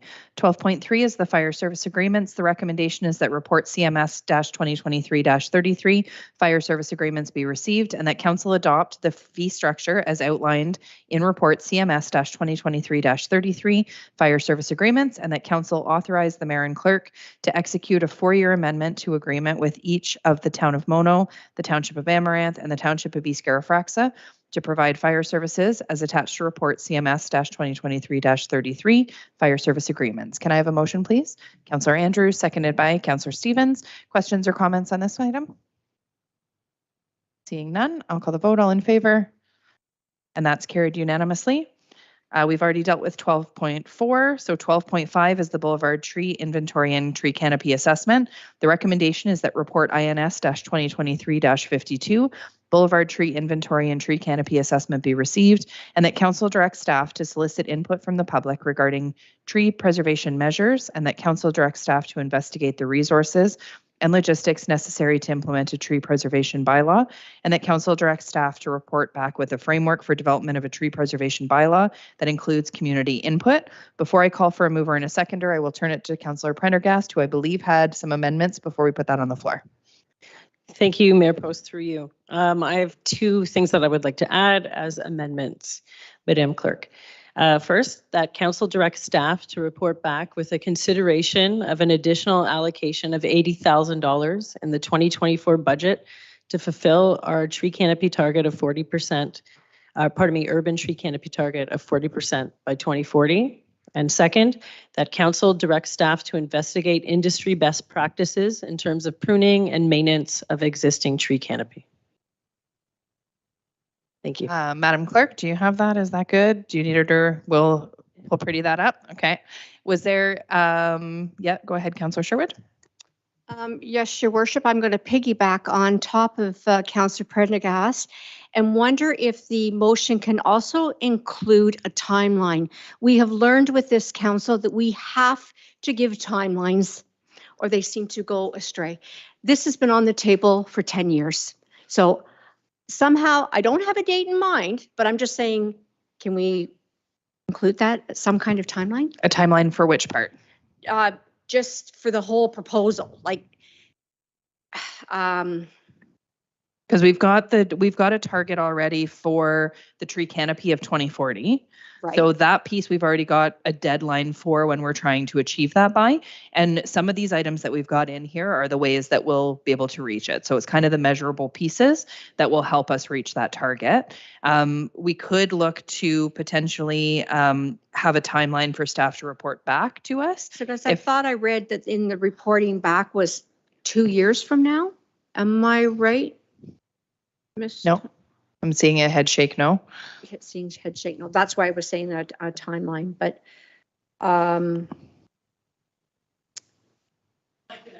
yeah, go ahead, Councillor Prendergast. Pardon me, through you, Mayor Post. Councillor Sherwood, there's a very real timeline too to achieve the 40% by 2040, and that's planting 4,000 trees a year in Orangeville. And we can all help. We will need community volunteers to accomplish this. We have such great outpouring of support from the community during the CBC tree planting days. The last one, it was pouring rain and we had over, I would say 50 people come out. So this will be a real community source of pride and an endeavor that we all need to partake in. Councillor Sherwood, do you have anything else to add? Okay, after you turn your mic on. Is it on? Oh, sorry, I couldn't hear you there. After we vote on the motion, I have further discussion, so I don't think I have anything more to report regarding the motion that's on the floor. Okay, we don't have anything on the floor yet, so I'm going to read it back that it'll be everything that's already in the recommendation that I already read, as well as the consideration of $80,000 to be added to the 2024 budget deliberations. And can you repeat the last part for me again, Councillor Prendergast? And that council directs staff to investigate industry best practices in terms of pruning and maintenance of the existing tree canopy. Perfect. So you're going to move that motion? And can we have a seconder, Deputy Mayor? Perfect. You can also speak. Yep. If I could, I think that the portion about the $80,000 and the number of trees is very clear, and I'm sort of with Councillor Sherwood in that on the timeline piece about it's the secondary part that I don't understand. And if I could, I mean no disrespect to staff again, but we've been understaffed for a long period of time. They haven't been able to get at this pruning and stump removal and just generally tree thing for a long period of time. It would be great if we could put a timeline on when they would come back with a plan. And I think that would be your group, Tony, that would say what would be reasonable, but we're asking for a report and a commitment to, you know, this new process, which I assume you're going to also come back to us and say, we need money, and that would be totally fair. But I think that might be where you were going with the timeline portion.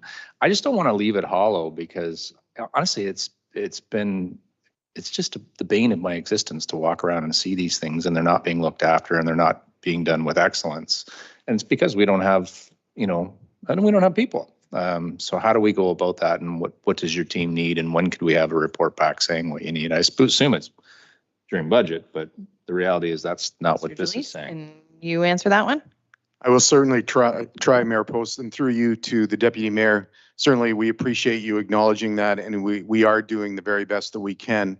We currently do have an arborist retained under contract who is planting trees, pruning trees, stumping, and so on and so forth. Again, not to offer any excuses. Certainly, we can do better, and we will do better.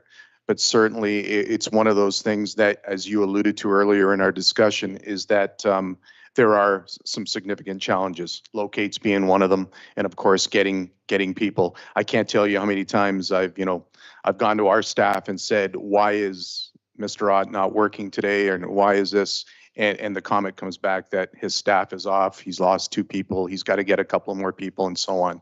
So certainly we will do better, and we certainly committed to do better, and certainly the additional money helps us to achieve those goals. Other than that, I don't know what I can tell you, other than we will put our minds together and try to bring back a council report sometime in September, October, if that works for this council. Mr. Delis, on top of that, and I will turn it over to Councillor McIntosh in a second, when it comes to starting public consultation, because I see that's a big piece of this motion as well. So there's going to be that component that's going to take some time to get public input before a fulsome report and plan comes back. So what would be a realistic timeline for public input and then it coming back to council with some recommendations? Thank you, Mayor Post. And if I feel a slap coming across my head, I'll know who it's from. But certainly we anticipated doing that later this year in what I would consider to be our downtime. I mean, our downtime is getting more shorter and shorter, but certainly the idea was to work with Ms. McGibbon's team and certainly work with them and get the communication out so that we can start engaging the public. We've already done a considerable amount of legwork as it relates to what other municipalities are doing. And certainly our goal and hope is to do that in Q4 of this year and perhaps spill over into Q1 and then come back to council sometime in Q2, Q3 of next year with a proposal after having consulted with the community. Perfect. Thank you, Mr. Delis. Councillor McIntosh. Thank you, Worship. I will be supporting this. However, I do have a concern with the 80,000. We're coming into a budget that is going to be very painful, I think. So when the budget time does come, this will be one item I will be looking at. But for now, I will support it. Thank you. Councillor Sherwood. Yep. Your Worship, is it time for discussions about the report itself? Yeah, we've got a motion on the floor. Go ahead. Okay. First of all, on page 3 of the report under table 2, I know this is just probably be a typo error, and this is just me being me, where as 30% of the canopy cover, I think we all know that the goal is 2040, the typo is 2030, so we just need to kind of fix that up in the report, even though I know we all know where the goals are going, just to have it right. My next concern is I'm on Heritage Orangeville as the chair. One of the things that has been discussed lightly in the committee, and I see is not addressed here at all, is protecting trees under a heritage tree bylaw. And I'm just wondering, has any thought been given to that? And if not, we would like that considered as part of, the public engagement. We need a heritage tree bylaw. Maybe applicants can register the tree on their property and have it designated similar to designating a property. So we can designate a tree under Part 4 of the Ontario Heritage Act. And again, if we preserve these trees, then we're saving and replacing. But I really think we need to look into a heritage tree act. And like again, if you need me to bring that to public consultation, I can. But I'm hoping you can take that into consideration tonight. Ms. Thompson, would that be kind of along with some of the ideas that you were talking about the older tree preservation? Would a heritage component fall into that piece, or would this take a take back?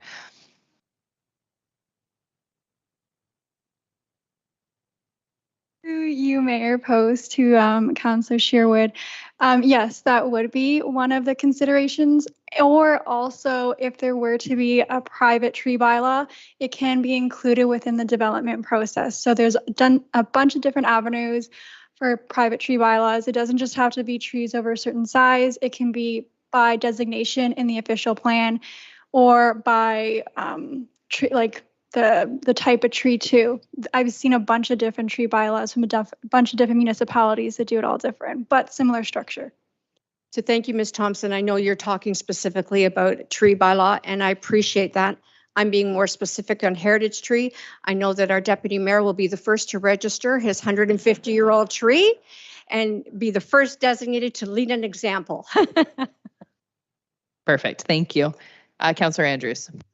Very quickly, and Ms. Thompson, thank you very much for your report. I wanted to wait until the staff report was being discussed here. Two things, one of which is incentives. And unless I missed it in your report, which I hope if it was there, I apologize for missing it because I went through it and it was very well done. And incentive programs. One of the things I think as we're talking about, reaching a 40% tree canopy is in fact people within our municipality who also plant trees. Their own, of course, they're not cheap and the costs keep on going up.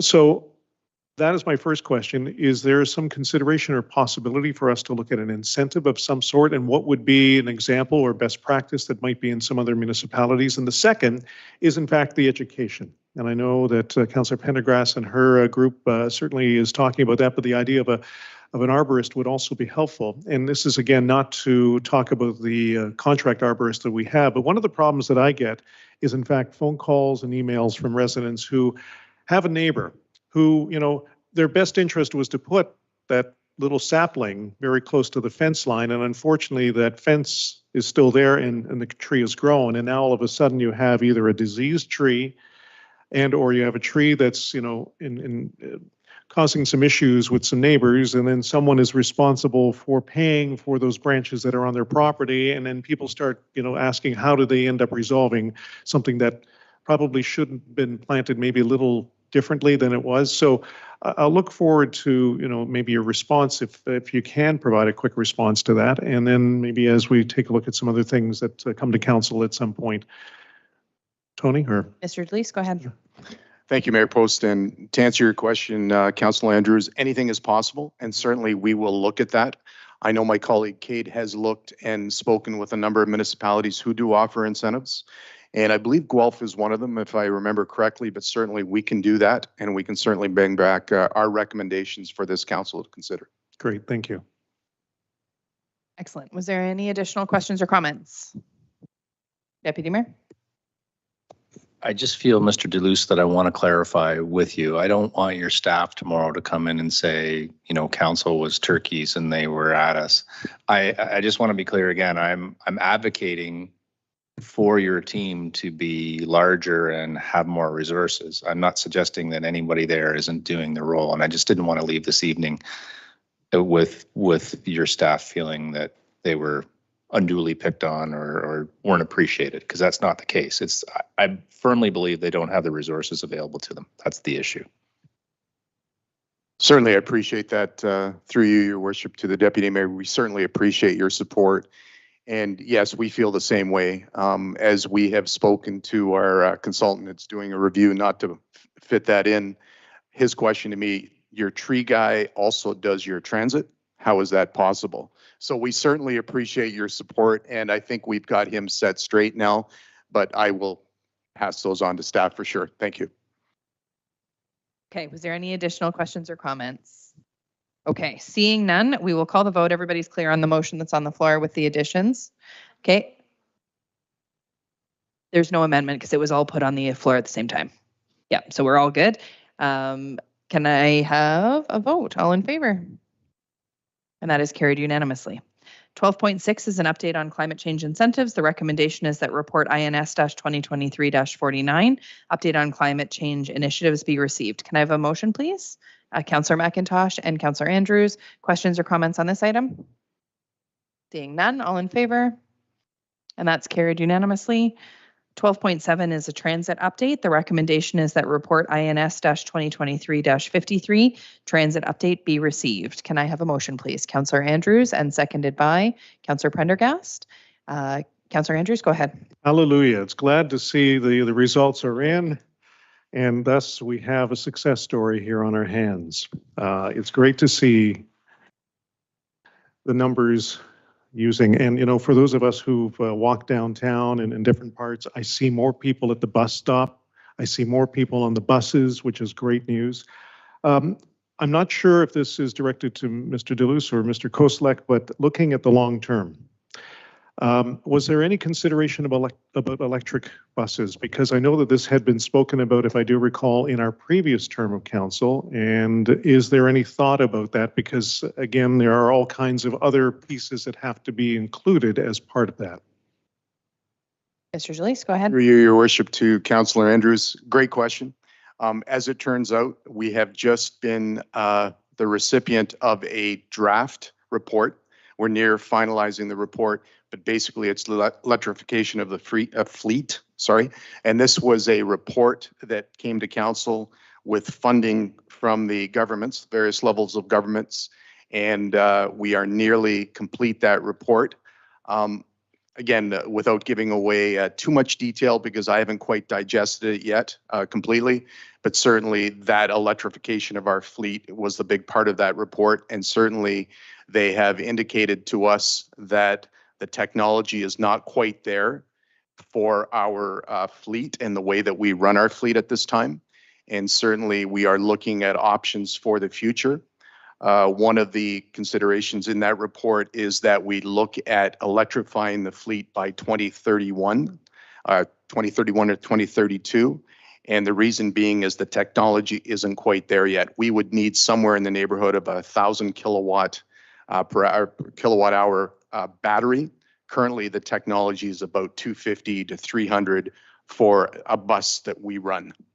I'm glad you pointed it out, as I've also have expressed a little bit of interest in this area, and I also agree with your observation and, in fact, the information that you provided. I think that we don't want to be ahead of the curve, but we want to make sure that we are looking, somewhere down the road on when the appropriate time is for that to be added to our fleet. Thank you. Is there additional questions? Councillor Sherwood? Yes, Your Worship. To staff, I just want to let you know that statistically in each one of those months of data, myself and my grandchildren are included in those numbers. We've used it multiple times. It's always a fun outing to load up all the kiddies and do that. I am going to ask you to explain in further detail the on-demand. I know I've reached out to you before, Mr. Deleuze, and your explanation is phenomenal. I have people ask me about that, and I never seem to have the right wording, but you have the key to that. So I do have one other question after that. If you could just give us a good layman terms of that. Mr. Jalise, over to you. Sure. Thank you, Mayor Post. Through you, Councillor Sherwood. I appreciate the vote of support. I'm not quite as good as explaining it as one of my staff people, Sarah Piahel, is, but certainly the way I understand it is we have completed a transit optimization study that was completed in 2022, and it identified the routing. And certainly the on-demand system could be curb to curb or door to door. We haven't quite explored those in greater detail. There's a couple of different, and Mayor Post and I met with Mayor Guthrie from the city of Guelph not long ago. And certainly the three of us had a pretty good conversation, or the four of us, his staff person was there, had a good conversation on it. But to answer your question, on demand is basically through an application or an app on your phone that you can dial in, or you can call in, or you can call to an on-call center and request, like I said, curb to curb, which would be at a regular bus stop, that a bus go in to that location, or door to door. So we haven't quite put the numbers together for either or. The optimization study does speak to it, and I believe it was circulated, but I'd be happy to recirculate it again. I'm not quite sure if that's addressed all your questions and comments, but Councillor Sherwood, I'd be happy to meet with any of the groups and certainly go over more details, and I'll have answers that, to those questions if you so choose to have me there. Councillor Sherwood, go ahead. Thank you, Mr. Deluse. I'll just say, as one resident said to me, oh, I'll just speak to Tony, the bus guy. Being ready for when this hub opens with these new routes, are we going to be game ready? Because I think about the fact that we approved this hub what seemed to be oodles of months and months ago. And I don't want to hear of any further delays saying, okay, that it's up and running, but we don't have the routes ready or we don't have demand ready. And I'm just wondering, how can we ensure that we're game ready once that hub opens? We've got the routes done. And I know things take time, but I'm a little concerned on some of the timings here in the report. And I just want to know, can you assure us that those 3 routes are going to be ready? Mr. Delise, go ahead. Through you, Your Worship, I certainly will give you as much assurance as I possibly can. As it states in the report, there are 4 points to completing, the transit optimization. And the first one was getting the station or the transfer station built. We're 98% of the way there. We just have some light standards that we're waiting on to construct and put up. That will likely happen later this month, the 1st of September. And with that, our staff has been working behind the scenes to transfer all buses through that point. So in other words, the starting point of the transit route system in the morning will be there and it will end there. And so we've been working concurrently to have that happen. In fact, we have a meeting coming up this week with our operator, First Student, to move through there. So there's phase 2. Phase 3 is the completion of the Hanson Boulevard Bridge, which is, again, 98% complete. For all intents and purposes, it is complete. And phase 4 is the construction and completion of Hanson Boulevard across that bridge to, if you will, join east to west. Because a big part of our new routing, and as identified by the optimization study, will be using that road system.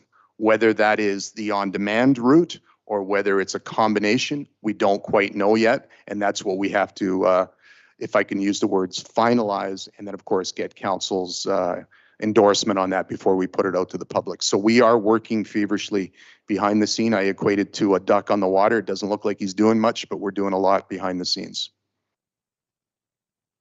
Are there additional questions or comments? Deputy Mayor. Yes, thank you, Your Worship. Mr. Deluse, you continue to be on the hot seat, I guess, right? Please let your tree guy know that he's doing a great job with the buses. Yeah. My commentary would be, so first of all, I'm the guy who said I didn't want to do this free bus thing. So I'm glad that I'm eating crow. I'm glad that it's working out well. I'm glad that I look like I'm wrong at this point. The pieces that, yeah, peanut gallery from the mayor. The pieces that still concern me is the financials. Once we know that, and it's great that the ridership is up. So it'll be the delta between this, and I'd love to understand what that looks like.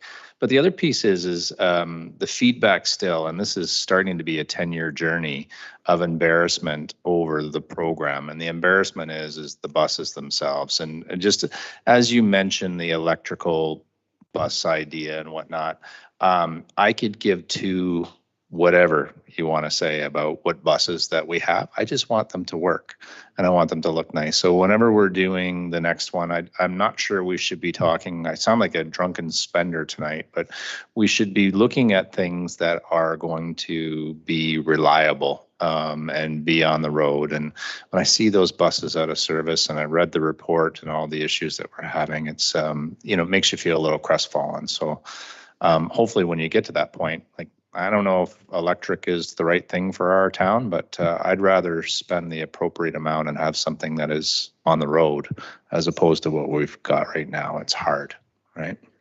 Yeah. Mr. Delise, you want to make commentary? Sure, and your observations are bang on. If you can feel my frustration, I think we would be down at the bar later. But certainly it is one of those situations where today, of all days, we had all three routes operating with our 30-foot buses. I know my report reads differently, but as of this morning at about 10 o'clock, unfortunately, bus 801 sprung a leak and we had to pull it off. So thus the white bus that came into play. We are working feverishly to get bus number 4 back on the road. We didn't get the part from England that we thought we were going to. My understanding is that it's imminent and our mechanic is now back in service. So all I can say to you is thanks for your patience. We're working as fast as we can to get that third bus on the road and have a fourth as a backup so we can remove the white prison bus, as it's affectionately known as. It is great to see, though, that the on-demand buses are being used to fill in some gaps now, though, and I know that they're more accessible, and I've already heard some feedback about that being a better option than the school buses that we're using or the prison bus. Councillor Prendergast, go ahead. Thank you, Mayor Post. Mr. DeLuce, I have a question for you also. I just wanted to point out that 67% of the community has access to the free transit. And often the Veterans Way subdivision feels a bit maligned, not being connected via the Hanson Boulevard Bridge. And now it's good news that the bridge section is completed or 98% completed by staff. I just wanted some assurances for those residents that town staff and town council are reaching out and connecting with the developers and urging them to complete this project as quickly as possible. Mr. Julius. Through you, Your Worship, to Councillor Pendergrass. As a matter of fact, Mr. Ward and I had a meeting with the developer on Friday. We talked specifically about that, and we're working on a pre-servicing agreement to get him in the ground as soon as possible and hopefully within the next couple of weeks so that he can complete the servicing, he can complete the oversizing of Hanson Boulevard and make the connection across the new bridge, for lack of a better term, or the crossing. And certainly we've fielded a number of those calls as well too, and we try to explain it's coming. And the one person pointed out that you've been saying that to me for 5 years, so I had to apologize to him, but certainly it's coming. Was there any additional questions or comments from members of council? I just wanted to give one update about the transit piece, and that's that myself and Mayor Creelman on Friday, I think, met with the folks from GO. We've been trying to get a meeting with them to talk about the GO bus service within Orangeville. It was great to be able to connect with them, to talk to them about the new transit hub being built. They didn't know that had happened. They didn't know that we were offering free transit pilot. I guess there's been some disconnect in their organization. The person who was in charge recently left and there was no passover communication. So with those few additions into our community, it was sounding pretty positive that they're looking at offering more potential bus routes that will be better for commuter traffic, that will be more reliable in getting people downtown where they don't have to get to Brampton at 6 o'clock in the morning and get home back to Orangeville at 8 o'clock at night. So it looks like they're looking at considerations on how they can support the efforts that we're trying to put into transit. So on top of seeing the good news story, reading that report, which always makes me happy, especially when Todd has to say he was wrong, it's great to see that on top of the social benefit that we're seeing within our community, we're seeing economical investment as well. It looks like because of these investments, GO is interested in talking to us and starting those conversations. So I'm not saying changes are going to be imminent and quick, but the door is open, the conversation has started, and they know what we're looking for and how they can increase their ridership. So I think these are all really good pieces. With that, if there's no further questions or comments, I will call the vote on the motion on the floor. All in favor? And that is carried unanimously. Item 12.8 is talking about funding for a new columbarium at Greenwood Cemetery. The recommendation is that report INS-2023-54, funding for a new columbarium at Greenwood Cemetery, be received, and that council approve the purchase of the additional columbarium section from Shelburne Memorials Limited, with the purchase being funded from general capital reserves in the amount of $30,000, and that council approve the transfer of $30,000 from general capital reserves for the purchase of the new columbarium at Greenwood Cemetery. Can I have a motion, please? Councillor Andrews, seconded by Councillor McIntosh. Questions or comments on this item? Councillor Sherwood. Yes, Your Worship. I'm going to use the reserve word again. To Mr. DeLuce, or perhaps our treasurer, I'm wondering why the request is to have it coming under general capital reserves and not cemetery reserves. Mr. DeLuce. I will thank you, Your Worship, and through you to Councillor Sherwood. I will give this a try, and I see that our Deputy Treasurer is here, but certainly we do have a cemetery reserve that we can certainly dip into. We would have to gain the permission of the BAO, and certainly we would have to pay those reserves back as soon as we possibly can. Whereas with the general capital, the timelines that we're suggesting in the report, we would not have to go through that process. And if I could just add just some numbers for you, there is 48 new spaces that we would be creating for burials of urns and so on. And that will generate revenue of approximately $120,000 on that $30,000 investment. And certainly we are down to about 6 spaces, and we've sold a number of spaces over the first 2 quarters of this year. And we're just concerned that we won't be able to offer that service to the community much longer if we don't get rolling on putting up a new section of the columbarium. Councillor Sherwood? So I guess what you're saying is that the cemetery reserves cannot be used for this purpose because we'd have to repay. Deputy Treasurer. Through you, Your Worship, the answer is we can use that money. We would have to repay it. The process is just a little bit more involved, and frankly, knowing how busy the BAO is, we're not confident that we could get an answer and approval from them as quickly as we would like. Just to give my position here, Your Worship, I'm not going to be supporting this at the time only because I don't want it to come out in reserves. I would like to see this come to the 2024 budget discussions, but it's not that I don't support the need. I definitely see it. I just can't see why this can't be waited. We can't wait a couple more months and have this approved through the budget process. Thank you, Councillor Sherwood. Any additional questions or comments? Deputy Mayor? I will be supporting this because I feel like it's a dead issue. Yes. That's terrible. It is late. Okay. At that, Mr. Koslek, go ahead. Through your worship, I just wanted to clarify with Councillor Sherwood, one of the reasons we brought it forward now instead of waiting until the 2024 budget, it takes about 8 to 10 months to get the units constructed. So if we do wait till the budget's approved and we order it in February, we may not get it in 2024. We'd have to get it in 2025. So this way we can assure it's ordered. We can get it constructed in the summertime and be available probably late summer or fall for interments. Thank you. Okay, Mr. Koslek. Councillor Sherwood? You've convinced me. Okay. Thank you, Your Worship. Perfect. Any other questions or comments? Seeing none, I will call the vote. All in favor?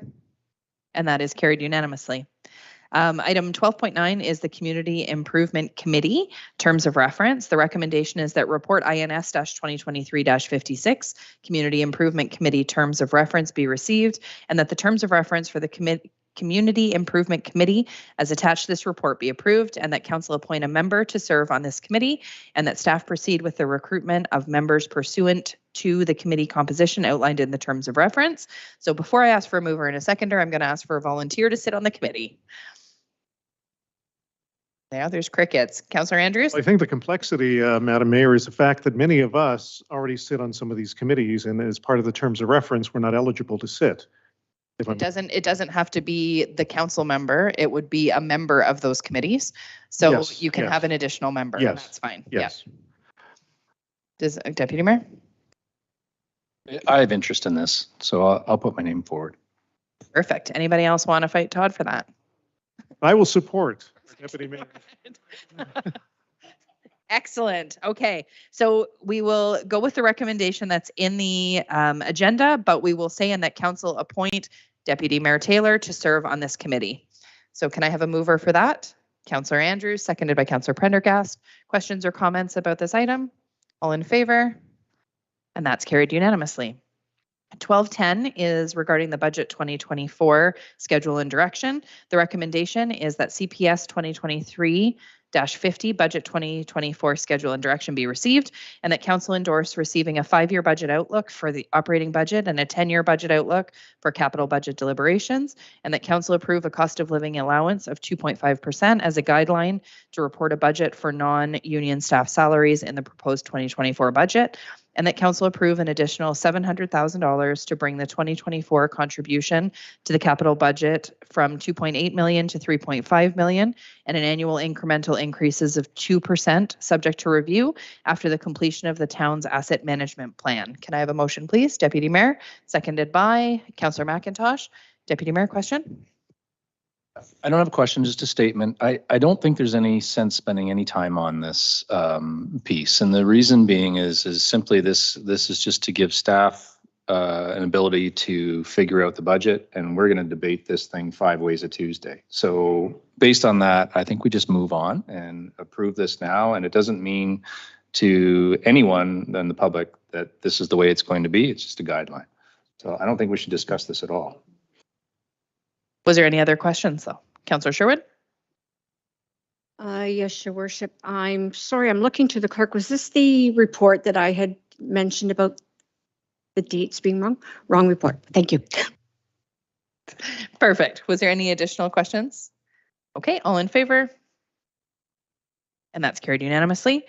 1211 is the appointment of a treasurer. The recommendation is that report CPS-2023-60 treasurer appointment be received, and that council pass a bylaw to appoint Patrick Kelly as treasurer for the town of Orangeville. Can I have a motion, please? Councillor Andrews and Deputy Mayor. Questions or comments?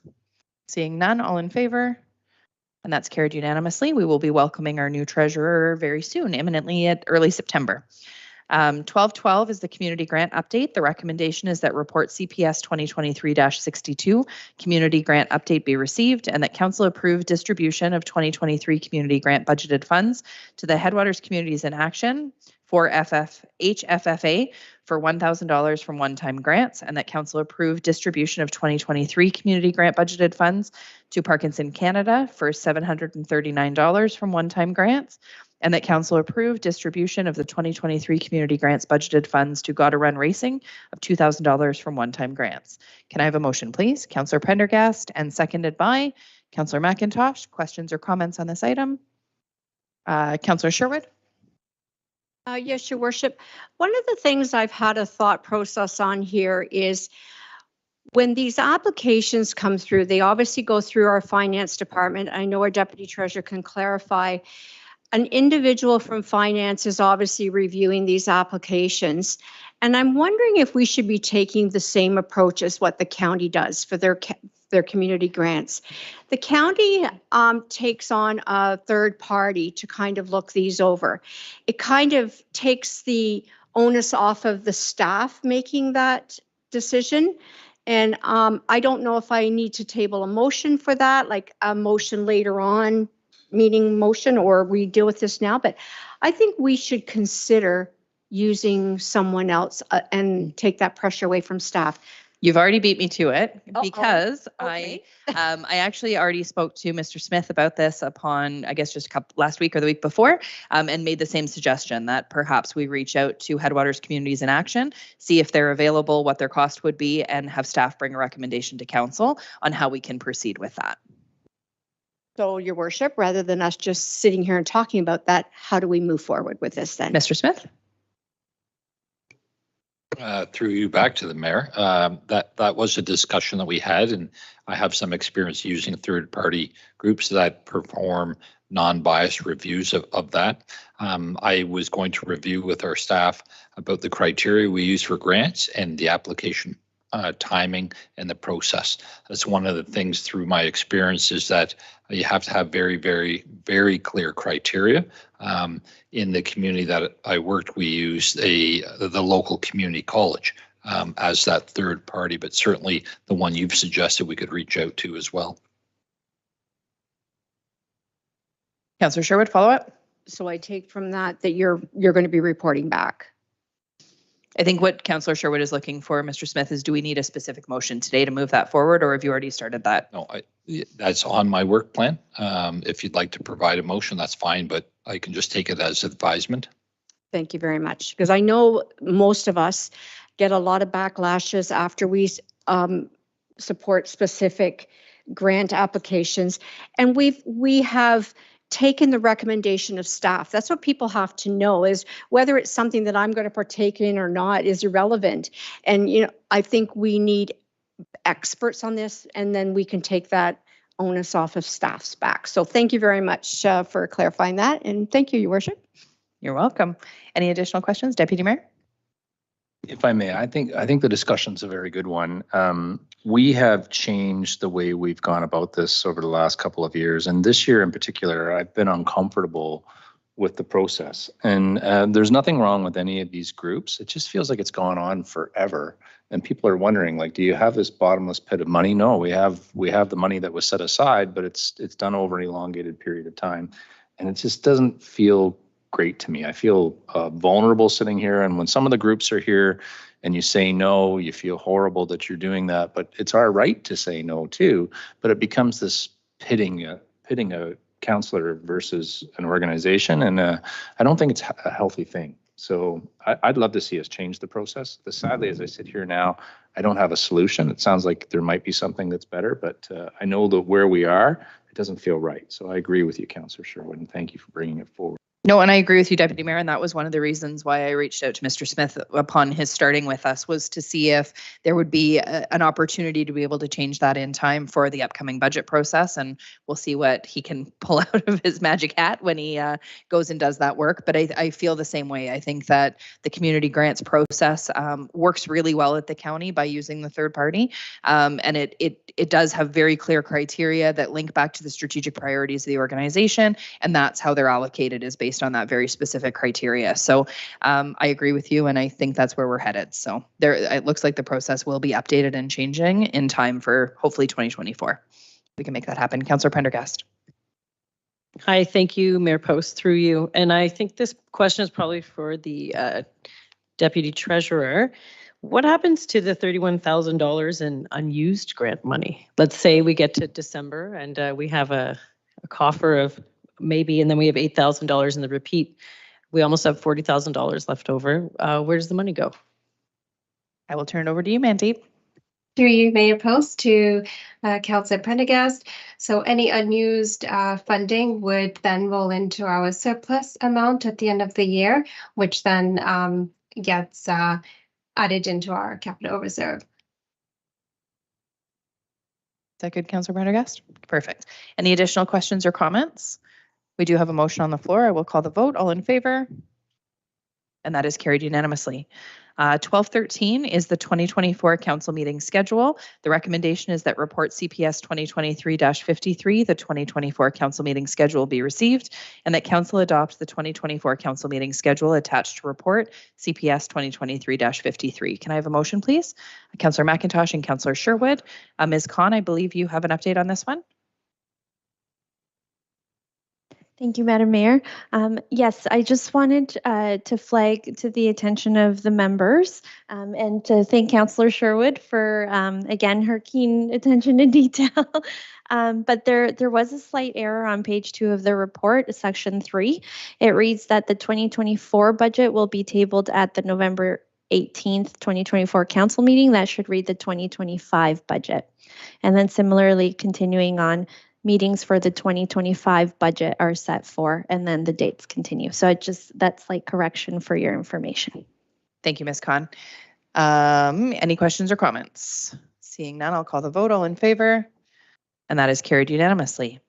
We're moving into 13, which is correspondence. The recommendation is that the month of September 2023 be proclaimed as Childhood Cancer Awareness Month, and that September 16th, 2023, 16th to 24th, 2023 be proclaimed as National Coaches Week, and that the following correspondence be received. It's 13.1 through 13.8, including a two proclamation requests. The County of Dufferin Notice of Adoption of Official Plan Amendment Number 2, the County of Dufferin Notice of Adoption Official Plan Amendment Number 3, the Town of Caledon Legal Land Use Enforcement Update, Township of East Garifraxa Right to Repair Movement, Township of East Garifraxa Notice of No Appeal, Township-wide Zoning Bylaw Amendment, and the Township of Melanchthon Legislative Amendments to Improve. Can I have a motion, please? Councillor Andrews and Councillor Prendergast, is there questions or comments on any of the items? Councillor Andrews? Thank you very much, Your Worship. Just very quickly, I was looking at the illegal land use enforcement and the task force, and I know that we don't have a task force per se, but we do have a bylaw department. And I just found this was intriguing because there are examples obviously in larger communities, but sometimes even in a community of our size, some things can end up happening. And just for I think the community's clarification, I guess whenever there's something that is seen that might be deemed to be illegal or questionable, there is a process they can go through, which is through our bylaw department. And the bylaw department can, in fact, through enforcement, take a look at these types of situations. But, I just found that I know there are examples, as was highlighted here from Caledon in particular. There's a lot going on where, unfortunately, they're having to deal with problems that we don't have, at least that we know of. So just a point of reference to those that might be watching in our community. Thank you, Councillor Andrews. Additional questions or comments on any of the items? Okay, I'll call the vote. All in favor? And that is carried unanimously.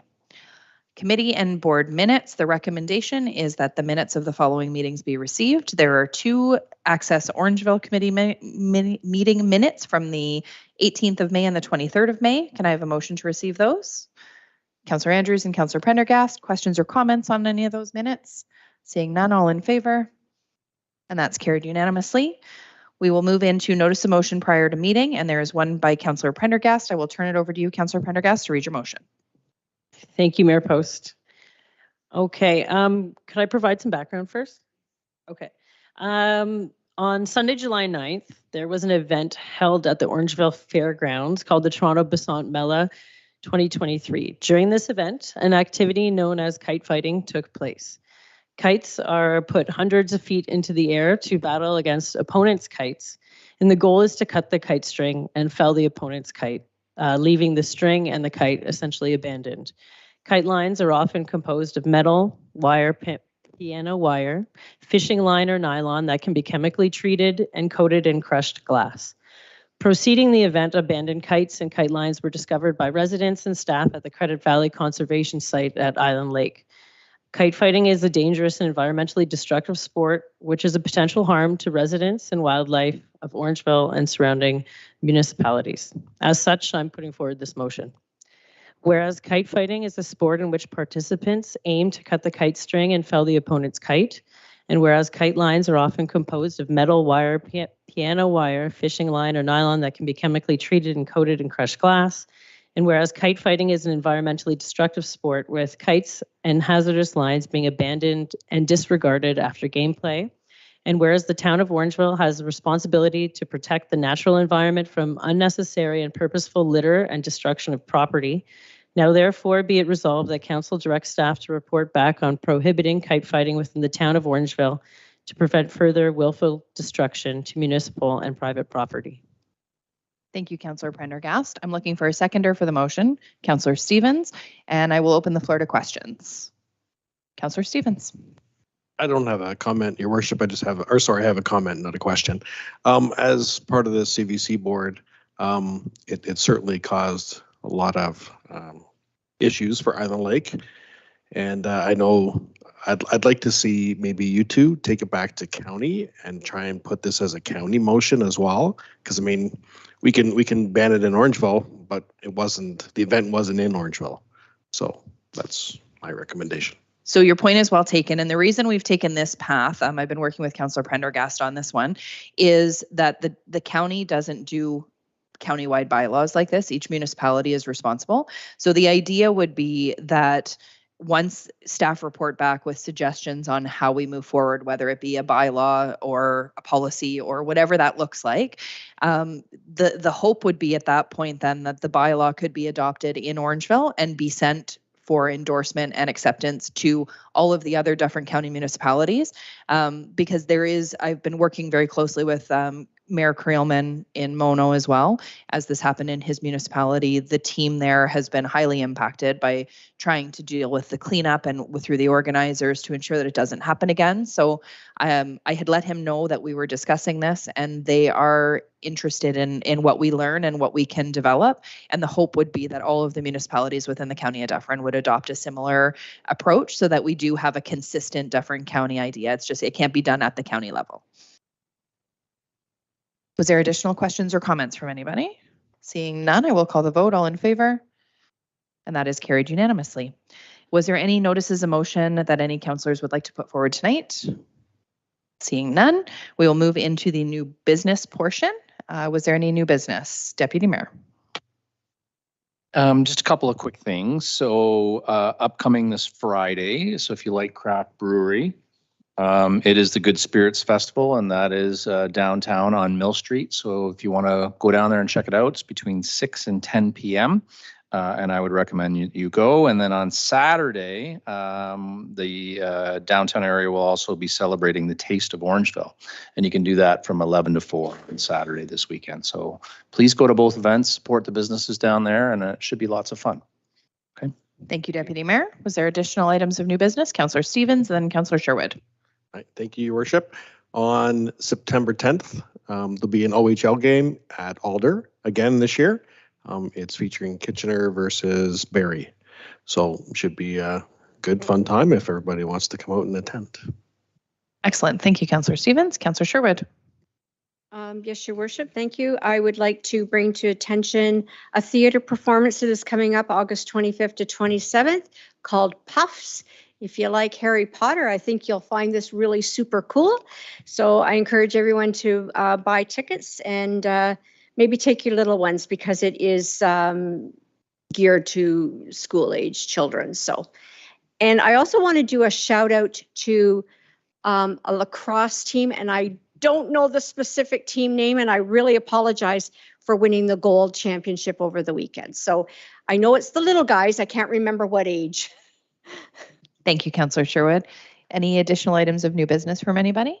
I just wanted to add as well that the Fall Fair, the Orangeville Fall Fair, will be happening over Labor Day weekend. That's going to be coming up before our next council meeting. And everybody should also prepare because the International Plowing Match is happening the third week of September in our neighbor in Amaranth. And I know both events are still looking for volunteers. So if there are anybody looking for volunteer hours, these are two great organizations that are looking for support. Finally, was there any last new items of new business from anybody? Deputy Mayor. Just as the chair of the Police Services Board, I continue to get messages from the OPP about things that are happening, unfortunately, criminally. And we are still getting a large amount of people drinking and driving in our community, which is unbelievable to me.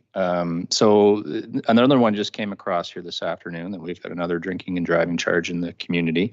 On top of that, seatbelt fines are also high, which is unbelievable to me. I don't understand why you wouldn't put a seatbelt on. And thirdly, the number one complaint that any councillor gets is speeding, and speeding is super high. So I just like to say, hey, kudos to the OPP for keeping us all safe, but we all have a responsibility to keep ourselves safe too. And I wish we'd do a better job, quite candidly. It's disappointing.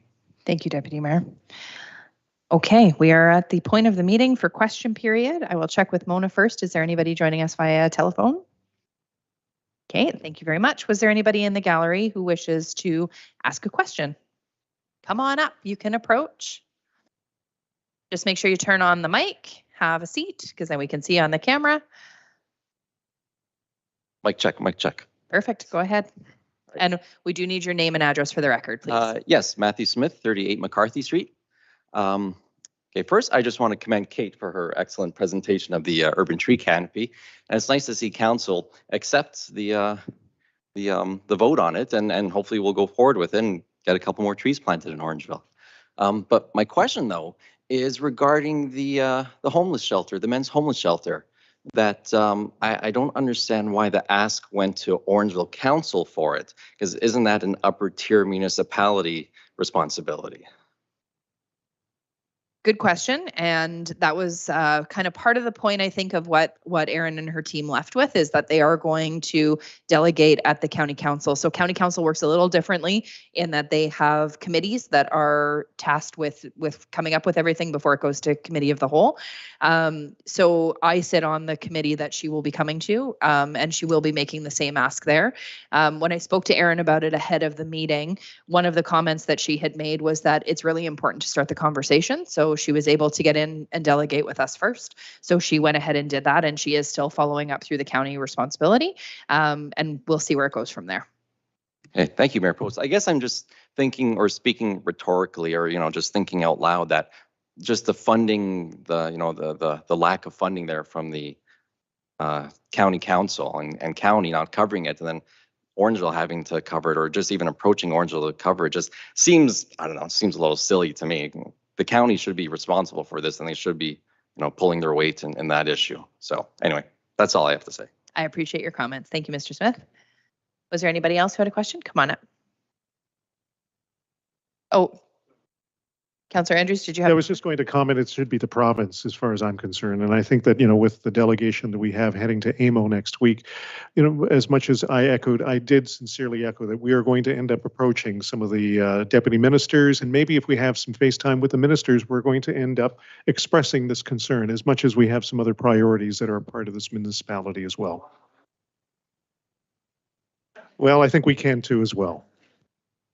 Okay, go ahead. If you just want to turn on the mic, make sure you're ready to go and state your name and address for the record, please. So my name is Caitlin Lerviere at 10 Redfern Street. A couple things, one a personal resident piece and then one as an employer.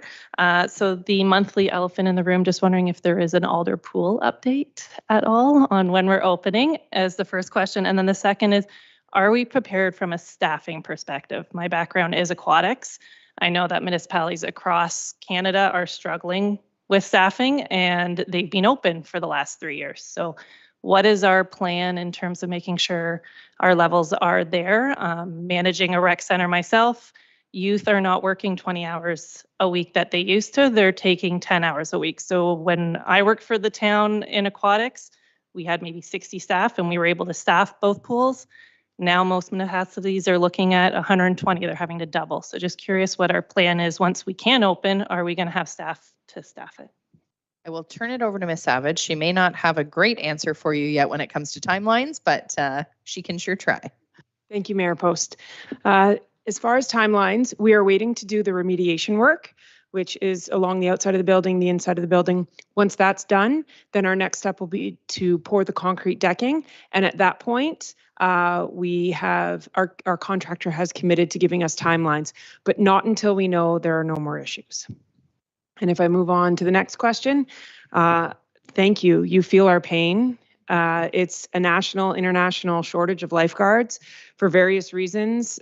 Provincially, I know that our governing body, Parks and Rec Ontario, has been advocating the provincial government to try and figure out what we can do because everybody should have access to a public pool. Everybody should learn to swim. So everybody who was on staff were at Alder Pool were given hours and shifts to help retain them at Tony Rose Pool. Since then, we have removed a portion of the fee so anyone can participate in our aquatic leadership programs for no charge to the town. There's no fees applied through the town. You would just have to pay for your manual and your books. And as you know, I'm sure you know, in June, the province lowered the lifeguarding age to 15 years of age.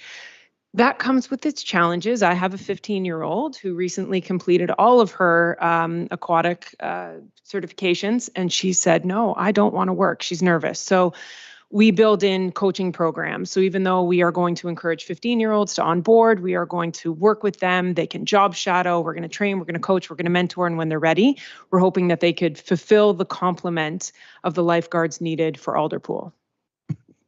What I heard there is that if you need some shifts, you can call Heather and she may hire you back part-time. I was there 15, 20 years ago and absolutely love the job. And I teach the NL program and the swim program. And I echo that 15-year-olds it's a very young age and the responsibility is huge. So as much as we all welcome that change in the Health Act, it's going to be a challenge to get them ready. So yeah, kudos. And I really hope that when we get to a point we can open, that staffing level's there for us to open. Deputy Mayor, go ahead. If I may, I appreciate you sharing your personal experience, Ms. Savage. So I also have someone in my house who went through the entire program and we paid numerous amounts of money for her to get the education to be able to be qualified. And then the very sad piece, which I think is a contributing factor, is she finally got employed by the town of Orangeville prior to me sitting in this chair, by the way, but as a lifeguard, and the pay was horrendous based on the amount of education and time that she had to put in to be able to get there. So it made more sense, in all honesty, to work at Boston Pizza or McDonald's than it did to work as a qualified lifeguard at the town of Orangeville. So these are things that we need to talk about as we go forward, because financially there has to be, I'm a real spender tonight, but unfortunately you have to pay if you want a qualified person. And these people are qualified. They put in time and energy to get a certificate that says they've got their Bronze Cross or what have you, and can do these roles, and they should be compensated to do that. Thank you, Deputy Mayor. Did you have additional question?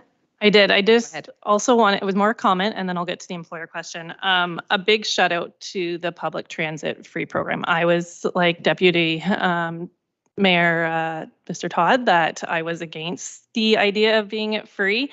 But listening to my 7-year-old walk past the bus stop the other day and said, "Mommy, can we go on that bus?" Because she saw a bunch of teenagers hanging out waiting for the bus, just kind of reminded me that there's another generation we need to teach and foster the use of. And I never used it growing up in town, but it's something that she wants to use on a Saturday morning to go down to the farmer's market. So I love that story. Kudos to you. It's not something I thought about at the time following the story, but now listening and seeing the results, it's sent a message. So that's that piece there. And then the last is I represent Taylor Group, which is a business in town that is adjacent to the land that we are developing the fire hall on. And hearing Mr. Brown's skilled trade center, I have to echo and support the need for that center or some programs in town. As an organization, we are ready to expand, but we can't because we can't hire enough staff to support our needs. So having those skilled trades programs is a must. We would love to expand onto adjacent land, but we're not in a position to until we can hire enough staff. We've hired over 200 in the last year, and we're ready to hire more, but we can't get the skilled trades. So as much to Councillor Sherwood's point of we want industrial to grow on that and purchase that land, we can't grow and purchase that land until we know that there is a employment base here to support that. So just a note on that. Thank you. Very much appreciated. Councillor Andrews. I'd love to chat with you offline because I've been part of a number of our regional committees who have been dealing with this issue for a number of years. And again, in my previous capacity, being one that was leading education, you can bring someone to water, you can bring a horse to water, but you can't necessarily have them, head in a specific direction after they've garnered and have gained that education. So I think that there's kind of there's a bigger discussion that needs to take place, and I'd like to take that offline at some point. Absolutely. Thank you for your time. Thank you very much for being here. Was there any additional questions? Mr. Ugolini, you can have a seat. State your name and address for the record, please. Orangeville. I'd like to bring something up. 515 Broadway. It's scheduled for townhouses in the future, and all those trees are going to be bulldozed over. Now, would it not be better for the tree canopy if we could save those trees instead of going out and buying other trees to replace something a developer ruined?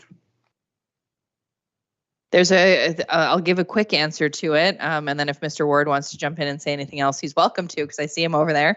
But when it comes to development, we are mandated by the province to develop. So there is mandated provincial guidelines that we have to conform to. So development's going to happen. Orangeville is still mandated to grow an additional 6,000 people. So we have to have the developments to be able to do that. So a part of development is, unfortunately, in some instances, clearing out some of the trees to make room for that. But there is provisions within those development agreements that are made between the town and the developer to continue to add to the tree canopy. So for some of them, it's on the development site. For others, they make agreements with the town to add trees in other areas. So there is some work that goes along with that already. But development's going to happen. We are mandated to have it happen. So I know it's not a perfect answer, but it kind of is what it is, because we do have to do that development piece. And we're hopefully going to be still remedying the tree canopy situation in other ways to make room for it. Now, I have noticed a lot of dead trees. I mentioned it here before, Rotary Park, for instance, okay? There's got to be at least a dozen, maybe more. And I noticed along the new trail on Broadway, I walked it for the first time in the weekend, and there's got to be like 2 or 3 dozen dead trees. Like, I don't know, like it looks terrible. Like, I guess the trees should be planted there to replace the dead trees. I appreciate that. No, that's good. And I see staff furiously taking notes that they'll go check into that. So thank you. And one more question. The bridge on Hanson. There has been no movement there for weeks now. Why? Mr. Jalise, do you want to take that one? He loves talking about the bridge on Hanson. Thank you, Your Worship, and through you, as I mentioned, the bridge is approximately 98% complete. In fact, I had some correspondence today with the consultant who has told me that they have issued an incomplete work list, and that accounts for that last 2%. And some of the what I saw on the list is actually very specific, and it can be taken care of rather quickly. The reason why that there is no further activity on there is because, frankly, they're just waiting for the clearance to complete some of the hydro seeding to stabilize the banks, and then it will be turned over to the developer to place the water main across it and other services such as gas, hydro, Bell, Rogers, all of that goes with it. So the idea and the design was that it not be completed until such time as the developer was able to put through his servicing and to connect to the other side. Once that is done, the developer then will complete the roadway. Thank you, Tony. Is that good? Thank you, Mr. Ugolini. Was there any additional questions or comments from the gallery? Seeing none, we will move into bylaws. There's a recommendation that the bylaws listed below be read 3 times and finally passed. A bylaw to authorize the entering into and execution of a 4-year amendment to agreement with each of the Town of Mono, the Township of Amaranth, and the Township of East Garifraxa for the purpose of providing fire services. The bylaw to appoint Patrick Kelly as treasurer for the Town of Orangeville. And finally, a bylaw to confirm the proceedings of the Council of the Corporation of the Town of Orangeville at a closed and regular council meeting held today, August 14th, 2023. Can I have a motion, please? Councillor Andrews and Councillor Prendergast, questions or comments? Seeing none, all in favor? And that's carried unanimously. And finally, a motion to adjourn. Councillor McIntosh and Councillor Stevens, all in favor? Carried unanimously. We will see everybody in September.